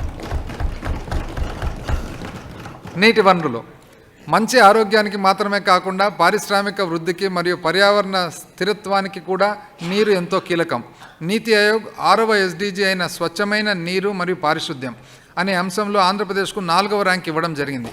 అంతేకాకుండా స్వచ్ఛమైన నీరు మరియు పారిశుద్ధ్యం కార్యక్రమానికి అనుగుణంగా దాదాపు 97% పరిశ్రమలు కేంద్ర కాలుష్య నియంత్రణ బోర్డు నిబంధనలు పాటిస్తున్నాయి. రాష్ట్రంలోని అన్ని జిల్లాల్లో సాగునీటి సౌకర్యాలు, తాగునీటి కల్పన, పరిశ్రమలకు భరోసా కల్పించేందుకు జలయజ్ఞం కింద చేపట్టిన భారీ ప్రాజెక్టులను మన ప్రభుత్వం ప్రాధాన్యతను ఇస్తుంది. రాష్ట్రంలో జరుగుతున్న వివిధ నీటిపారుదల ప్రాజెక్టులకు సంబంధించిన సమకాలీన సమాచారాన్ని ఈ గౌరవ సభకు అందించడం నాకు సంతోషంగా ఉంది. పోలవరం నీటి ప్రాజెక్టు నిర్మాణం షెడ్యూల్ ప్రకారం జరుగుతుంది. 2023 నాటికి దీనిని పూర్తి చేయాలని మా ప్రభుత్వం భావిస్తుంది. ప్రాజెక్టు నిర్వాసిత కుటుంబాల పునరావాసంలో చురుకైన పురోగతితో పాటు పునరావాసం మరియు పునర్నిర్మాణ కాలనీల నిర్మాణ పనులు కూడా ఏకకాలంలో కొనసాగుతున్నాయి. వెలుగొండ ప్రాజెక్టు 1వ టన్నల్ పూర్తయింది అధ్యక్ష. వెలుగొండ ప్రాజెక్టు 1వ టన్నల్ పూర్తయింది. నల్లమల్ల సాగర్ రిజర్వాయర్ ఇప్పటికే పూర్తి కాగా ప్రకాశం, నెల్లూరు, కడప జిల్లాల్లోని కరువు పీడిత ప్రాంతాలకు వచ్చే ఖరీఫ్లో రిజర్వాయర్ నీటిని నిల్వ ఉంచి అందించేందుకు పునరావాస మరియు పునర్నిర్మాణ పనులు ఏకకాలంలో కొనసాగుతున్నాయి. అధ్యక్ష, నల్లమల్ల సాగర్ రిజర్వాయర్ ఇప్పటికే పూర్తి కాగా ప్రకాశము, నెల్లూరు, కడప జిల్లాల్లో కరువు పీడిత ప్రాంతాలకు వచ్చే ఖరీఫ్లో రిజర్వాయర్లోని నీటి నిల్వ ఉంచి అందించేందుకు పునరావాస మరియు పునర్నిర్మాణ పనులు ఏకకాలంలో కొనసాగుతున్నాయి. పెన్నా డెల్టా వ్యవస్థ, కావలి కాలువ, కాన్పూర్ కాలువలు కింద ఉన్న ఆయకట్టును స్థిరీకరించేందుకు నెల్లూరు జిల్లాలోని పెన్నా నదిపై ఉన్న సంగం మరియు నెల్లూరు బ్యారేజీలు ప్రారంభోత్సవానికి సిద్ధమవుతున్నాయి. శ్రీకాకుళం జిల్లాలోని వెనుకబడిన ప్రాంతానికి మెరుగైన నీటిపారుదల సౌకర్యాన్ని అందించేందుకు అధ్యక్ష, ఇది మీరు వినాల్సినది అధ్యక్ష, శ్రీకాకుళం జిల్లాలోని వెనుకబడిన ప్రాంతానికి మెరుగైన నీటిపారుదల సౌకర్యాన్ని అందించడానికి వంశధార ప్రాజెక్టు 2వ ఫేజ్లోని 2వ స్టేజ్ మరియు వంశధార నాగావళి అనుసంధానికి ప్రక్రియను 2022 జూన్ నాటికి పూర్తి చేయడానికి సన్నాహాలు జరుగుతున్నాయి. గండికోట రిజర్వాయర్కు అదనంగా 10,000 క్యూసెక్లకు నీటు తరలించేందుకు 2022 ఆగస్టు నాటికి అవుకు టన్నల్ 2వ దశను పూర్తి చేయాలని మా ప్రభుత్వం నిర్ణయించింది. అదనంగా సెప్టెంబర్ 2020లో ప్రారంభించబడిన వైఎస్ఆర్ జలకళ కార్యక్రమం కింద మరింత సాగుకు యోగ్యమైన భూమిని సాగులోకి తీసుకురావడానికి అవసరమైన మరియు అర్హులైన రైతుల కోసం మన ప్రభుత్వం 9,187 బోర్వెల్స్ను ఉచితంగా డ్రిల్ చేయడం జరిగింది. 2022-23లో నీటి వనరుల అభివృద్ధికి 11,482.37 కోట్ల రూపాయల కేటాయింపును ప్రతిపాదిస్తున్నారు. 11,482.37 కోట్ల రూపాయల కేటాయింపును ప్రతిపాదిస్తున్నాను. పరిశ్రమలు మరియు మౌలిక సదుపాయాలు. చిన్న మరియు మధ్యతరహా పరిశ్రమలు ప్రజల జీవనోపాధికి మరియు మన 3వ మూలస్తంభానికి పునాదిగా నిలుస్తాయి. 8వ మరియు 9వ SDGలు అయిన మర్యాదపూర్వకమైన పని మరియు పరిశ్రమ ఆవిష్కరణ మరియు మౌలిక సదుపాయాల యొక్క అమలుకు ఇవి మూల కేంద్రాలుగా నిలుస్తాయి. మన రాష్ట్రం ఆహారం మరియు వ్యవసాయ ప్రాసెసింగ్, వస్త్రం మరియు స్పిన్నింగ్, సముద్ర ఉత్పత్తులు, ఖనిజ ఉత్పత్తులు, ఇనుము మరియు ఉక్కు, సిమెంటు, గ్రానైటు, ఫెర్రో మిశ్రమాలు, ఇంజనీరింగ్ వస్తువులు, ఆటోమొబైల్స్, డిఫెన్సు మరియు ఏరోస్పేసు, ఎలక్ట్రానిక్ హార్డ్వేరు, బయోటెక్ మరియు సూక్ష్మ వాణిజ్య రంగాల్లో పెట్టుబడులకు భారీ అవకాశాలను కలిగి ఉంది. చిత్తూరు, నెల్లూరు ప్రాంతం దేశీయ మరియు అంతర్జాతీయ పెట్టుబడిదారులకు ఆకర్షిస్తూ భారతదేశంలోని టాప్ 10 తయారీ గమ్యస్థానాలుగా ఒకటిగా ఉంది. అధ్యక్ష, చిత్తూరు, నెల్లూరు ప్రాంతం దేశీయ మరియు అంతర్జాతీయ పెట్టుబడిదారులను ఆకర్షిస్తూ భారతదేశంలోని టాప్ 10లో తయారీ గమ్యస్థానాలుగా ఒకటిగా ఉంది. అధ్యక్ష, is of doing business framework కింద అన్ని ఆమోదాలు 21 రోజుల్లో అందించబడతాయి. ఆంధ్రప్రదేశ్ ఎగుమతులు పనితీరు 2019-20లో 7వ ర్యాంకు నుండి 2020-21లో 4వ ర్యాంకు మెరుగుపరుచుకుంది. 2020-21లో ఎగుమతులు $16.8 బిలియన్ పెరిగాయి. ఇది మునుపటి సంవత్సరంతో పోలిస్తే 13.8% వృద్ధి. జాతీయ ఎగుమతుల్లో రాష్ట్రం 5.8% సహకరిస్తుంది మరియు 2030 నాటికి ఎగుమతులను రెట్టింపు చేయాలని మేము లక్ష్యంగా పెట్టుకున్నాం. అధ్యక్ష, పరిశ్రమల అభివృద్ధి కోసం ఐ రిపీట్ వన్స్ అగైన్ అధ్యక్ష, is of doing business framework కింద అన్ని ఆమోదాలు కూడా అధ్యక్ష, అన్ని పర్మిషన్స్ 21 రోజుల్లో అందించబడతాయి. ఆంధ్రప్రదేశ్ ఎగుమతుల పనితీరు 2019-20లో 7వ ర్యాంకు నుండి 2020-21కి 4వ ర్యాంకుకు మెరుగుపరుచుకుంది. 2020-21లో ఎగుమతులు $16.8 బిలియన్ పెరిగాయి. ఇది మునుపటి సంవత్సరంలో పోలిస్తే 13.8% వృద్ధి. జాతీయ ఎగుమతుల్లో రాష్ట్రము 5.8% సహకరిస్తుంది మరియు 2030 నాటికి ఎగుమతులు రెట్టింపు చేయాలని మేము లక్ష్యంగా పెట్టుకున్నాం. ఈ ఆర్థిక సంవత్సరంలో డిసెంబర్ 31, 2021 నాటికి మొత్తం 7,108 సూక్ష్మ, చిన్న మరియు మధ్య తరహా పరిశ్రమలు 2,099 కోట్ల రూపాయల పెట్టుబడితో స్థాపించబడ్డాయి. 7,107 సూక్ష్మ, చిన్న, మధ్యతరహా పరిశ్రమలు 2,099 కోట్ల రూపాయల పెట్టుబడితో స్థాపించబడ్డాయి. 46,811 మందికి ఉపాధి కల్పిస్తూ జనవరి 31, 2022 వరకు 2,048 కోట్ల రూపాయల పెట్టుబడితో 11 మెగా ప్రాజెక్టులు స్థాపించబడ్డాయి. వీటి ద్వారా 3,989 మందికి ఉపాధి కల్పించడం జరిగింది. అదనంగా 93,116 మంది ఉపాధి కల్పిస్తూ 55 భారీ మరియు మెగా ప్రాజెక్టులు 44,097 కోట్ల రూపాయల పెట్టుబడితో వివిధ దశల్లో ఉన్నాయి. అధ్యక్ష, ఈ విషయంగా రాష్ట్ర పాలసీ పరిశ్రమ మేరకు ముఖ్యమంత్రి గారి శ్రద్ధ సూచనలతో పాటు ఈరోజు మనము ఖచ్చితంగా శ్రీ మేకపాటి గౌతమ్ రెడ్డి గారిని కూడా గుర్తు తెచ్చుకోవాల్సిన అవసరం ఎంతైనా ఉంది అధ్యక్ష. ఈ అభివృద్ధిలో, పారిశ్రామిక అభివృద్ధిలో వైఎస్ఆర్ నవోదయం ద్వారా 7,976 కోట్ల రూపాయల కంటే ఎక్కువ విలువైన 1,78,919 సూక్ష్మ, చిన్న మరియు మధ్య తరహా పరిశ్రమల ఖాతాలు ఎంఎస్ఎంఈ రుణాల స్కీమ్ యొక్క వన్ టైం రీస్ట్రక్చరింగ్ కింద సూక్ష్మ, చిన్న మరియు మధ్య తరహా పరిశ్రమల వృద్ధికి మద్దతు ఇవ్వడానికి మరియు ప్రోత్సహించడానికి పునర్నిర్మించబడ్డాయి. 2021-22లో మన ప్రభుత్వము షెడ్యూల్డ్ కులాలు, వెనుకబడిన తరగతులు మరియు సాధారణ సూక్ష్మ, చిన్న మరియు మధ్య తరహా పరిశ్రమలు మరియు వస్త్ర పరిశ్రమలను అందుబాటులోనికి తేవడానికి 671 కోట్ల రూపాయలు ప్రోత్సాహకాలకు విడుదల చేసింది. అధ్యక్ష 2021 షెడ్యూల్డ్ కులాలు, వెనుకబడిన తరాలు మరియు సాధారణ సూక్ష్మ, చిన్న మరియు మధ్య తరహా పరిశ్రమలు మరియు వస్త్ర పరిశ్రమలకు అందుబాటులోకి తేవడానికి 671 కోట్ల రూపాయల ప్రోత్సాహకాలకు విడుదల చేసింది. అధ్యక్ష, రాష్ట్రంలో పెట్టుబడులను ప్రోత్సహించడం, వ్యవస్థాపకత సంస్కృతిని పెంపొందించడం మరియు పెద్ద ఎత్తున ఉపాధి కల్పించడం కోసం మన ప్రభుత్వం ఆంధ్రప్రదేశ్ ఎలక్ట్రానిక్స్ మ్యానుఫ్యాక్చరింగ్ పాలసీ 2021-24 మరియు ఆంధ్రప్రదేశ్ ఐటీ పాలసీ 2021-24లను తీసుకొచ్చింది. ఈఎంసీ 2.0 పథకం కింద భారత ప్రభుత్వంచే ప్రప్రథమంగా ఆమోదించబడిన వైఎస్ఆర్ ఈఎంసీ పథకము అనగా ఎలక్ట్రానిక్ మ్యానుఫ్యాక్చరింగ్ క్లస్టర్ పథకాన్ని గౌరవనీయులైన ముఖ్యమంత్రి గారు డిసెంబర్ 23, 2021 కొప్పర్తిలో ప్రారంభించడం జరిగింది. అధ్యక్ష, భారతదేశంలో శాంక్షన్ అయిన మొట్టమొదటి ఈఎంసీ అధ్యక్ష కొప్పర్తిలో. ఈ పథకం కింద 500 ఎకరాల విస్తీర్ణంలో అత్యుత్తమ మౌలిక సదుపాయాలతో 25,000 మంది కంటే ఎక్కువ మంది ఉపాధి అవకాశాలను అందించేందుకు 8,000 కోట్ల రూపాయలతో ఏర్పాటు చేయడం జరిగింది. 8,000 కోట్ల రూపాయలతో అధ్యక్ష 25,000 మందికి ఉపాధి జరగబోతా ఉంది. EMC electronic manufacturing cluster at Kopparthi, Kadapa district and first in the country. అధ్యక్ష, ఇప్పటికే పలు కంపెనీలు దాదాపు 660 కోట్ల రూపాయల సంచిత పెట్టుబడులతో సుమారు 9,000 పైచిలుకు మందికి ఉపాధిని కల్పించేందుకు పలు కంపెనీలు ఇప్పటికే ఆసక్తి కనబరుస్తూ ముందుకు రావడం జరిగింది.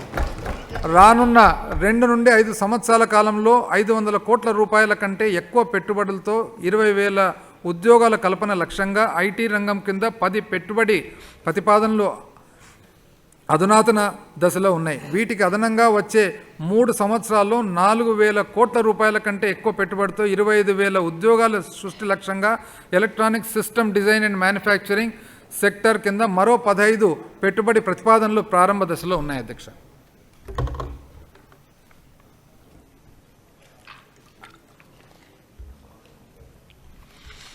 రాష్ట్రంలో ఎయిర్ కనెక్టివిటీ అభివృద్ధి చేయడానికి భోగాపురం గ్రీన్ ఫీల్డ్ అంతర్జాతీయ విమానాశ్రయాన్ని గతంలో ప్రభుత్వం మరియు ప్రైవేట్ భాగస్వామ్య పద్ధతిలో అభివృద్ధి చేయడానికి మన రాష్ట్రం రాయితీ ఒప్పందాన్ని కుదుర్చుకుంది. ఇది ఆర్థిక చెల్లింపుల ముగింపు దశలో ఉంది.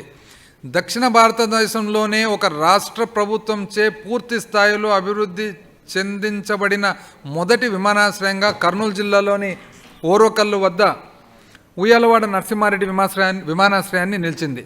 అధ్యక్ష, దక్షిణ భారతదేశంలోనే ఒక రాష్ట్ర ప్రభుత్వంచే పూర్తి స్థాయిలో అభివృద్ధి చేయబడిన మొదటి విమానాశ్రయంగా కర్నూలు జిల్లాలోని ఓర్వకల్లు వద్ద గల ఉయ్యాలవాడ నరసింహారెడ్డి విమానాశ్రయం నిలిచింది. కర్నూలు నుండి చెన్నై, బెంగళూరు, విశాఖపట్నం నగరాలకు రాష్ట్రం విమాన సర్వీసులు నడపడం ప్రారంభించింది. కర్నూలు నుండి తిరుపతి, విజయవాడ కొత్త మార్గాలకు ప్రతిపాదించడం జరిగింది. చెన్నై, కడప, విజయవాడ మధ్య షెడ్యూల్డ్ విమాన సర్వీసులకు ప్రారంభించే ప్రతిపాదనలు పరిశీలనలో ఉన్నాయి. ఇంకా ఫ్లయింగ్ ట్రైనింగ్, ఆర్గనైజింగ్, ఏరోస్పోర్ట్స్ నిర్వహణ మరియు మరమ్మతు సౌకర్యాలతో సహా 541 ఎకరాల్లో ప్రతిపాదిత ఎయిర్పోర్ట్ సిటీ కర్నూలు విమానాశ్రయంలో అభివృద్ధి దశలో ఉంది. 2022-23లో పారిశ్రామిక మరియు మౌలిక సదుపాయాల అభివృద్ధి కోసం 2,755.17 కోట్ల రూపాయల కేటాయింపులు ప్రతిపాదిస్తుంది. రోడ్డు రవాణా మరియు మౌలిక సదుపాయాలు జిల్లా కేంద్ర కార్యాలయాల నుండి మండల కేంద్ర కార్యాలయాలకు మరియు వివిధ మండల కేంద్ర కార్యాలయాల మధ్య డబుల్ లైన్ కనెక్టివిటీని అందించడం కోసం ఆంధ్రప్రదేశ్ మండల్ కనెక్టివిటీ మరియు రూరల్ కనెక్టివిటీ ఇంప్రూవ్మెంట్ ప్రాజెక్ట్ మరియు ఆంధ్రప్రదేశ్ రోడ్లు మరియు వంతెనల పునర్నిర్మాణ ప్రాజెక్ట్ అనే 2 ప్రాజెక్టులను 6,400 కోట్ల రూపాయల ప్రతిపాదనతో న్యూ డెవలప్మెంట్ బ్యాంక్ యొక్క ఆర్థిక సాయంతో చేపట్టడం జరిగింది. ఈ ప్రాజెక్ట్ కింద 2,522 కిలోమీటర్ల మేర రోడ్లు విస్తరణం మరియు 464 వంతెనలు నిర్మాణం మరియు పునర్నిర్మాణ కార్యక్రమాలు ప్రతిపాదించబడ్డాయి. ఇప్పటికే మొదటి దశ పనులు మన ప్రభుత్వం పరిపాలన అనుమతులను ఇచ్చింది. రెండవ దశ పనుల కోసం 1,268 కిలోమీటర్ల రోడ్ల అభివృద్ధి ప్రక్రియలో భాగంగా 3,386 కోట్ల రూపాయల మొత్తానికి పరిపాలన అనుమతులు పురోగతిలో ఉన్నాయి. కేంద్ర రహదారి నిధి కింద 2021-22 ఆర్థిక సంవత్సరానికి గాను 15.8 కోట్ల రూపాయల వ్యయంతో 125 కిలోమీటర్ల జాతీయ రహదారి విస్తరణ పనులను చేపట్టడం జరిగింది. రాబోయే 2022-23 ఆర్థిక సంవత్సరంలో దీనిని 600 కిలోమీటర్లకు పెంచడం మన ప్రభుత్వ లక్ష్యం. ఇందుకు గాను అదనంగా రాష్ట్ర ప్రభుత్వం 8,268 కిలోమీటర్ల మేర రాష్ట్ర రహదారులు మరియు ప్రధాన జిల్లా రహదారుల పునరుద్ధరణకు మన ప్రభుత్వం పరిపాలన పరమైన అనుమతిని ఇవ్వడం జరిగింది. అడిషనల్గా అధ్యక్ష, దాదాపు 8,268 రోడ్డు ప్రమాదం మరణాలను తగ్గించడం ప్రధాన లక్ష్యంగా రోడ్డు భద్రతా పటిష్టత కార్యక్రమంలో మన రాష్ట్రం పాల్గొంటుంది. ఇందులో పోలీసు, రవాణా, రోడ్లు మరియు భవనాల శాఖ మరియు ఆరోగ్య శాఖకు ముఖ్య పాత్రను ఇస్తూ రోడ్డు ప్రమాదాల సంఖ్య తగ్గింపు లక్ష్యంగా స్పష్టమైన పనితీరు సూచికలతో కార్యాచరణ ప్రణాళికలను సిద్ధం చేసుకుంటున్నాం. 2022-23లో రవాణా, రోడ్లు మరియు భవనాల శాఖ కోసము 8,581.25 కోట్ల రూపాయల కేటాయింపు నేను ప్రతిపాదిస్తున్నాను. ఇది గత సంవత్సరం కేటాయింపు కంటే 13% ఎక్కువ. ఇంధనం దాదాపు 21 లక్షల మంది షెడ్యూల్ కులాలు మరియు షెడ్యూల్ తెగర గృహ వినియోగదారుల నెలకు 200 యూనిట్ల వరకు విద్యుత్ రాయితీ అందించబడుతుంది. ఇంతేకాకుండా దోబిఘాట్లకు, దారిద్ర్య రేఖకు దిగువన ఉన్న రజక సంఘాలకు, చాలా వెనుకబడిన కుల సంఘాలకు, చేనేత కార్మికులకు, క్షౌరశాలకు, బంగారు కవరింగ్ యూనిట్లు మరియు ఇమిటేషన్ జ్యువెలరీ యూనిట్లకు కూడా రాయితీ విద్యుత్తును మా ప్రభుత్వం అందజేస్తుంది. 7వ SDG అయిన సరసమైన స్వచ్ఛ విద్యుత్ శక్తి అందించడంలో భాగంగా మన రాష్ట్రము విద్యుద్దీకరించబడిన గృహాల శాతం 2014-15లో 92.5% ఉండగా 2021-22 నాటికి 100%కు పెరిగింది. అధ్యక్ష, 2014-15లో 92.5%గా మన రాష్ట్రంలో విద్యుద్దీకరించబడిన గృహాల శాతం ఉండగా 2021-22 నాటికి 100% పెరిగింది. అధ్యక్ష, భారత ప్రభుత్వ నిబంధనల ప్రకారం వినియోగించే శక్తిని లెక్కించడానికి మరియు నష్టాలను తగ్గించడానికి అన్ని పంపిణీ ట్రాన్స్ఫార్మర్లు మరియు ఫీడర్లకు మీటర్లు అందించబడ్డాయి. ప్రభుత్వ వ్యవసాయ ఫీడర్ల విభజనకు చేపట్టింది. దీనివలన అన్ని గ్రామీణ ప్రాంతాలకు 24 గంటల నిరంతరం 3 ఫేజ్ విద్యుత్ సరఫరాను ప్రభుత్వం అందిస్తుంది. ఇది గ్రామీణ ప్రాంతాల్లో పారిశ్రామిక అభివృద్ధికి మంచి ప్రోత్సాహాన్ని ఇస్తుంది. 2022-23లో రైతులకు ఆక్వా రైతులకు ఇచ్చే ఉచిత విద్యుత్ రాయితీతో సహా ఇంధన శాఖకు 10,281 కోట్ల రూపాయలు కేటాయింపును ప్రతిపాదిస్తున్నారు. గృహ మంత్రిత్వం పోలీసు శాఖను ఆధునీకరించే చర్యల్లో భాగంగా మన ప్రభుత్వం మెరుగైన సాంకేతిక వాహనాలతో పాటు నిఘా వ్యవస్థ కోసం, నేర నిర్ధారణ నైపుణ్యాల అభివృద్ధి కోసం నిరంతర చర్యలు తీసుకుంటుంది. దిశ చట్టం కింద మహిళా భద్రతతో భాగంగా మహిళల రక్షణ, భద్రత మరియు సాధికారత కోసం అనేక చర్యలు తీసుకోబడుతుంది. 2021 సంవత్సరానికి గాను లైంగిక నేరాల ఇన్వెస్టిగేషన్ ట్రాకింగ్ వ్యవస్థలో మన రాష్ట్రం మొదటి స్థాయిలో నిలిచింది. అధ్యక్ష, ఐ రిపీట్, 2021 సంవత్సరానికి గాను లైంగిక నేరాల ఇన్వెస్టిగేషన్ ట్రాకింగ్ వ్యవస్థలో ఈ దేశంలోనే మన రాష్ట్రం మొదటి స్థానంలో నిలిచింది. అధ్యక్ష,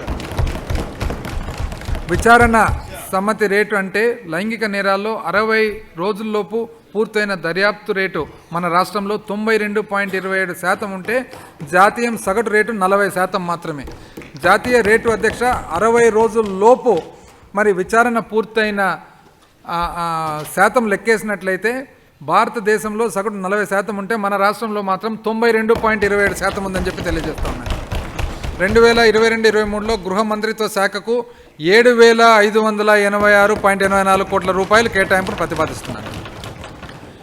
యువజన, పర్యాటక మరియు సాంస్కృతిక శాఖ పారిశ్రామిక శిక్షణా సంస్థలు మరియు అప్రెంటిస్షిప్ కార్యక్రమాల ద్వారా రాష్ట్రంలో సాంకేతికంగా నైపుణ్యం కలిగిన మానవ వనరుల మరియు సామర్థ్యాన్ని పెంపొందించడంపై మన ప్రభుత్వం ఎంతో దృష్టి పెట్టింది. ఈ శిక్షణా విధానాన్ని నిర్వహించడం కోసం పారిశ్రామిక భాగస్వామ్యాలతో 44 అవగాహన ఒప్పందాలను ప్రభుత్వం కుదుర్చుకుంది. దీనిలో విద్యార్థులు తమ కోర్సు వ్యవధిలోని సగం కాలాన్ని పరిశ్రమల్లో వృత్తి శిక్షణ పొందుతూ నైపుణ్యాభివృద్ధి సాధించి ఉపాధి కల్పన దిశగా అడుగు వేస్తున్నారు. కేంద్ర ప్రభుత్వం పథకమైన పారిశ్రామిక విలువల పెంపుదల కొరకు నైపుణ్యాల అభివృద్ధి స్ట్రైవ్ ప్రాజెక్టు కింద 15 ప్రభుత్వ పారిశ్రామిక శిక్షణా సంస్థలు ఎంపిక చేయబడ్డాయి. ప్రతి పారిశ్రామిక శిక్షణా సంస్థలో మౌలిక సదుపాయాల అభివృద్ధి, కొత్త కోర్సులను ప్రారంభించడం కోసం మరియు ఉపాధ్యాయుల శిక్షణ కోసం పనితీరు ఆధారిత గ్రాంట్లు అందజేయబడుతున్నాయి. రాయచోటి, ఆదోని, చాగల్మర్రి, నరసరావుపేట అల్పసంఖ్యాక వర్గాల వారి కోసం ప్రత్యేకంగా 4 నూతన ప్రభుత్వ పారిశ్రామిక శిక్షణా సంస్థలను ఏర్పాటు చేయాలని చెప్పి మన ప్రభుత్వం ప్రతిపాదించడం జరిగింది. మన రాష్ట్రం సమృద్ధిగా పర్యాటక సామర్థ్యాన్ని కలిగి ఉంది. పర్యాటక రంగం రాష్ట్ర ఆర్థిక వ్యవస్థ కీలకమైన వృద్ధి సూచికలతో ఒకటి. అలాగే అది ఉపాధి కల్పనకు ముఖ్యమైన వనరు. పర్యాటక మౌలిక సదుపాయాల అభివృద్ధికి 100 కోట్ల రూపాయలు విలువైన పెట్టుబడిని ప్రతిపాదనలు ప్రక్రియ దశలో ఉన్నాయి.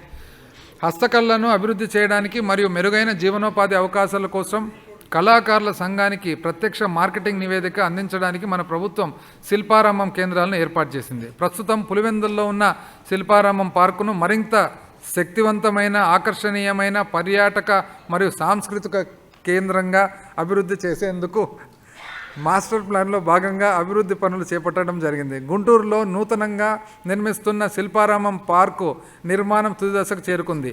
ఇదే తరహాలో ఆదాయాన్ని పెంపొందించడానికి మరియు చేతి వృత్తుల వారి స్వయం సమృద్ధి కోసం తిరుపతి, విశాఖపట్నం మరియు కడపల్లో ఇప్పటికే ఉన్న శిల్పారామం పార్కులు సమగ్ర అభివృద్ధిని మా ప్రభుత్వం చేపట్టడం జరుగుతుంది. 2022-23లో యువజన, పర్యాటక మరియు సాంస్కృతిక శాఖ కోసం 290.31 కోట్ల రూపాయల కేటాయింపును ప్రతిపాదిస్తున్నారు. పరిపాలన గౌరవనీయమైన ముఖ్యమంత్రి గారి దార్శనిక నాయకత్వంలోని మన ప్రభుత్వం ప్రజాసేవలను అందించడంలో పారదర్శకత మరియు జవాబుదారీతనం యొక్క అత్యున్నత ప్రమాణాలకు కట్టుబడి ఈ దిశగా అనేక చర్యలు చేపడుతుంది. 1 కోటి మరియు అంతకంటే ఎక్కువ విలువ కలిగిన వస్తువులు, సేవలు మరియు పనుల సేకరణకు సంబంధించి రివర్స్ టెండరింగ్ విధానం తప్పనిసరి చేయడం జరిగింది. ఈ చర్యల వలన రాష్ట్ర ప్రభుత్వం సుమారుగా 4,000 కోట్ల రూపాయలు ఆదా చేయగలిగింది. ఐ రిపీట్ అధ్యక్ష, రివర్స్ టెండరింగ్ ద్వారా దాదాపు 4,000 కోట్ల రూపాయలు మరి అదా చేయడం జరిగింది. ఈ విధంగా అదా చేసిన మొత్తాన్ని పౌర కేంద్రీకృత మరియు సంక్షేమ కార్యక్రమాల కోసం ఉపయోగించడం జరిగింది. సుపరిపాలన ఎలా నిర్వహించాలో మరియు సాంకేతికతను విస్తృతంగా ఉపయోగించడం ద్వారా సంక్షేమాన్ని ఎలా సాధించవచ్చో నిరూపించడంలో మన రాష్ట్రం ఒక ఉదాహరణగా నిలిచింది. ప్రత్యక్ష నగదు బదిలీ పద్ధతి ద్వారా పథకాలను అమలు చేయడం వలన ప్రజలు తమ ప్రయోజనాలను పారదర్శకంగా సకాలంలో పొందగలుగుతున్నారు. జిల్లాల పునర్వ్యవస్థీకరణ ద్వారా మన ప్రభుత్వం సుపరిపాలన దిశగా మరో అడుగు వేస్తుంది. ఈ చర్య ఫలితంగా వికేంద్రీకరణ మరియు సమర్థవంతమైన పరిపాలన అందించే దిశగా కేంద్రీకృతమైన సమ్మిళిత మరియు సుస్థిరమైన వృద్ధి వైపు మన రాష్ట్రం దారితీస్తుంది. కోవిడ్-19 వలన రాష్ట్ర ఆర్థిక వ్యవస్థపై ఒత్తిడి ఉన్నప్పటికీ మన ప్రభుత్వం 23% ఫిట్మెంట్తో ప్రభుత్వ ఉద్యోగులను మరియు పెన్షనర్లకు 11వ వేతన సవరణను అమలు చేసింది. 5 కరువు భత్యాల వాయిదాలకు ఒక్కసారి విడుదల చేసింది. పదవీ విరమణ వయస్సు 60 నుంచి 62 సంవత్సరాలకు పెంచడం వంటి అనేక ఇతర ప్రయోజనాలను కూడా అమలు చేయడం జరిగింది. స్థానిక అవసరాలు మరియు ప్రాధాన్యతలకు అనుగుణంగా నియోజకవర్గ స్థాయిలో సంక్షేమానికి పెంచడానికి సామాజిక ఆర్థిక అభివృద్ధి కార్యక్రమాలను అమలు చేయడానికి మన ప్రభుత్వం ప్రత్యేక అభివృద్ధి ప్యాకేజ్ నిధి SDPFను ఏర్పాటు చేసింది. ఈ నిధి ద్వారా పౌరులు మరియు ఎన్నికైన ప్రతినిధులకు గుర్తించిన వివిధ సమస్యలను పరిష్కరించడానికి దిద్దుబాటు చర్యలు తీసుకుంటూ రాష్ట్రమంతటా అభివృద్ధిని సమానంగా విస్తరించేలా కార్యాచరణ చేపడుతుంది. ఇకపై రాష్ట్ర శాసనసభలోని ప్రతి సభ్యుడు మరియు సభ్యురాలి వద్ద 2 కోట్ల రూపాయల నిధి ఉంటుంది.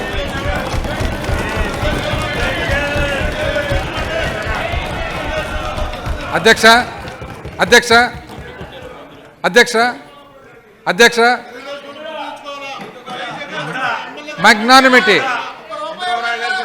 మ్యాగ్నానిమిటీ అనేది ఇక్కడ కనపడుతుంది. అధ్యక్ష, ఉదారత్వం కానీ గొప్ప ఆలోచన. ఇకపై రాష్ట్ర శాసనసభని ప్రతి సభ్యురాలికి 300 కోట్ల రూపాయలు కేటాయింపును ప్రతిపాదిస్తున్నాను. అదే 350 కోట్లు.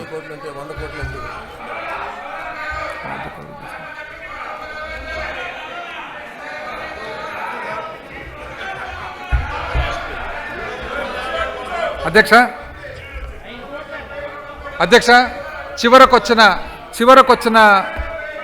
చివరిలో ఉన్న ఎకనామిక్ గ్రోత్ ట్రెండ్స్ మీ పర్మిషన్తో ఇంగ్లీష్లో మాట్లాడదలుచుకున్నాను. అధ్యక్ష, accounts 2020-21 finance accounts finalized by the Accountant General of India show a revenue deficit of rupees 35,540 crores and a fiscal deficit of rupees 55,167 crores, which was 3.6% and 5.59% of the GSDP respectively for the period from April 1st, 2020 to March 31st, 2021.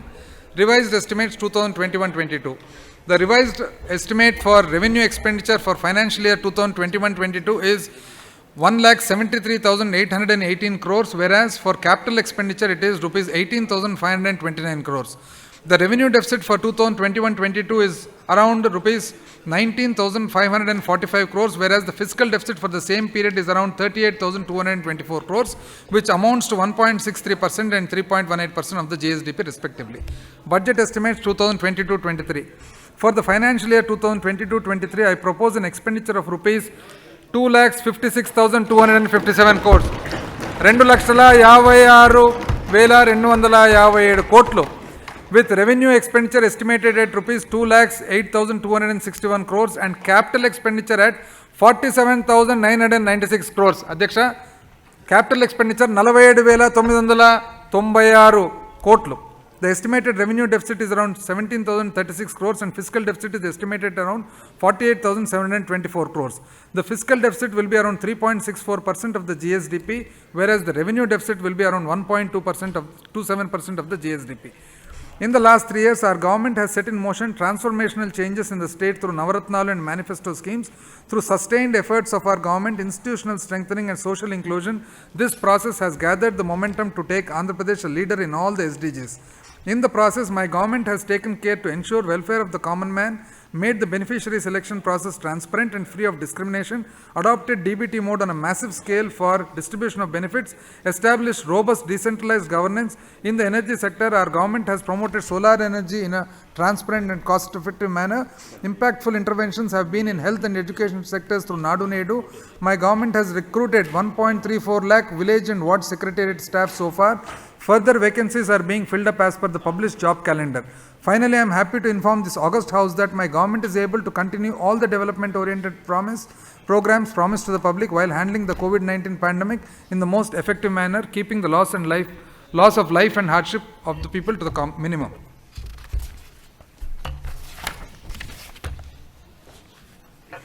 ఈ క్రమంలో మన ప్రభుత్వం సామాన్యుల సంక్షేమం కోసము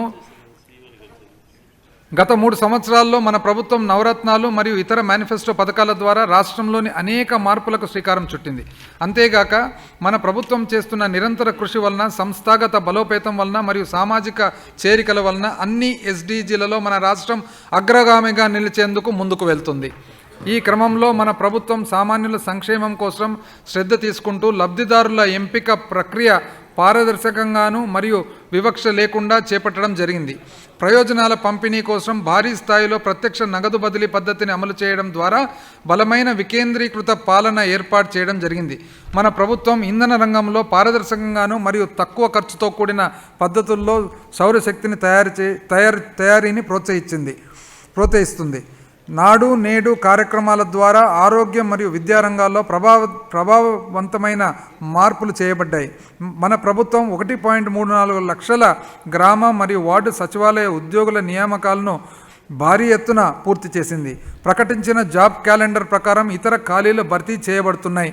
చివరగా COVID-19 మహమ్మారిని అత్యంత ప్రభావవంతమైన రీతిలో అదుపు చేస్తూ ప్రాణ నష్టాన్ని కనిష్ట స్థాయికి తగ్గించి ప్రజల సమస్యలను పరిష్కరించడానికి మన ప్రభుత్వం అన్ని అభివృద్ధి ఆధారిత చర్యలను చేపట్టిందని గౌరవ సభకు తెలియజేస్తున్నాను. విమర్శకుల మనం చేస్తున్న పనిని తప్పుగా చిత్రీకరిస్తూ మన మార్గంలో అనేక అడ్డంకులు సృష్టిస్తారు. అయినప్పటికీ మడమ తిప్పకుండా ప్రజల జీవితాలను మెరుగుపరిచే అత్యున్నత కర్తవ్యానికి మన ప్రభుత్వం కట్టుబడి ఉంది. నేను సాంస్కృతిక కవి కాళిదాస్ రాసిన ఒక రచనలో ఒక ప్రసంగాన్ని ముగిస్తున్నాను. అధ్యక్ష, విమర్శకులు మనం చేస్తున్న పనిని తప్పుగా చిత్రీకరిస్తూ మన మార్గంలో అనేక అడ్డంకులు సృష్టిస్తారు. అయినప్పటికీ మడమ తిప్పకుండా ప్రజల జీవితాలను మెరుగుపరిచే అత్యున్నత కర్తవ్యానికి మన ప్రభుత్వం కట్టుబడి ఉంది.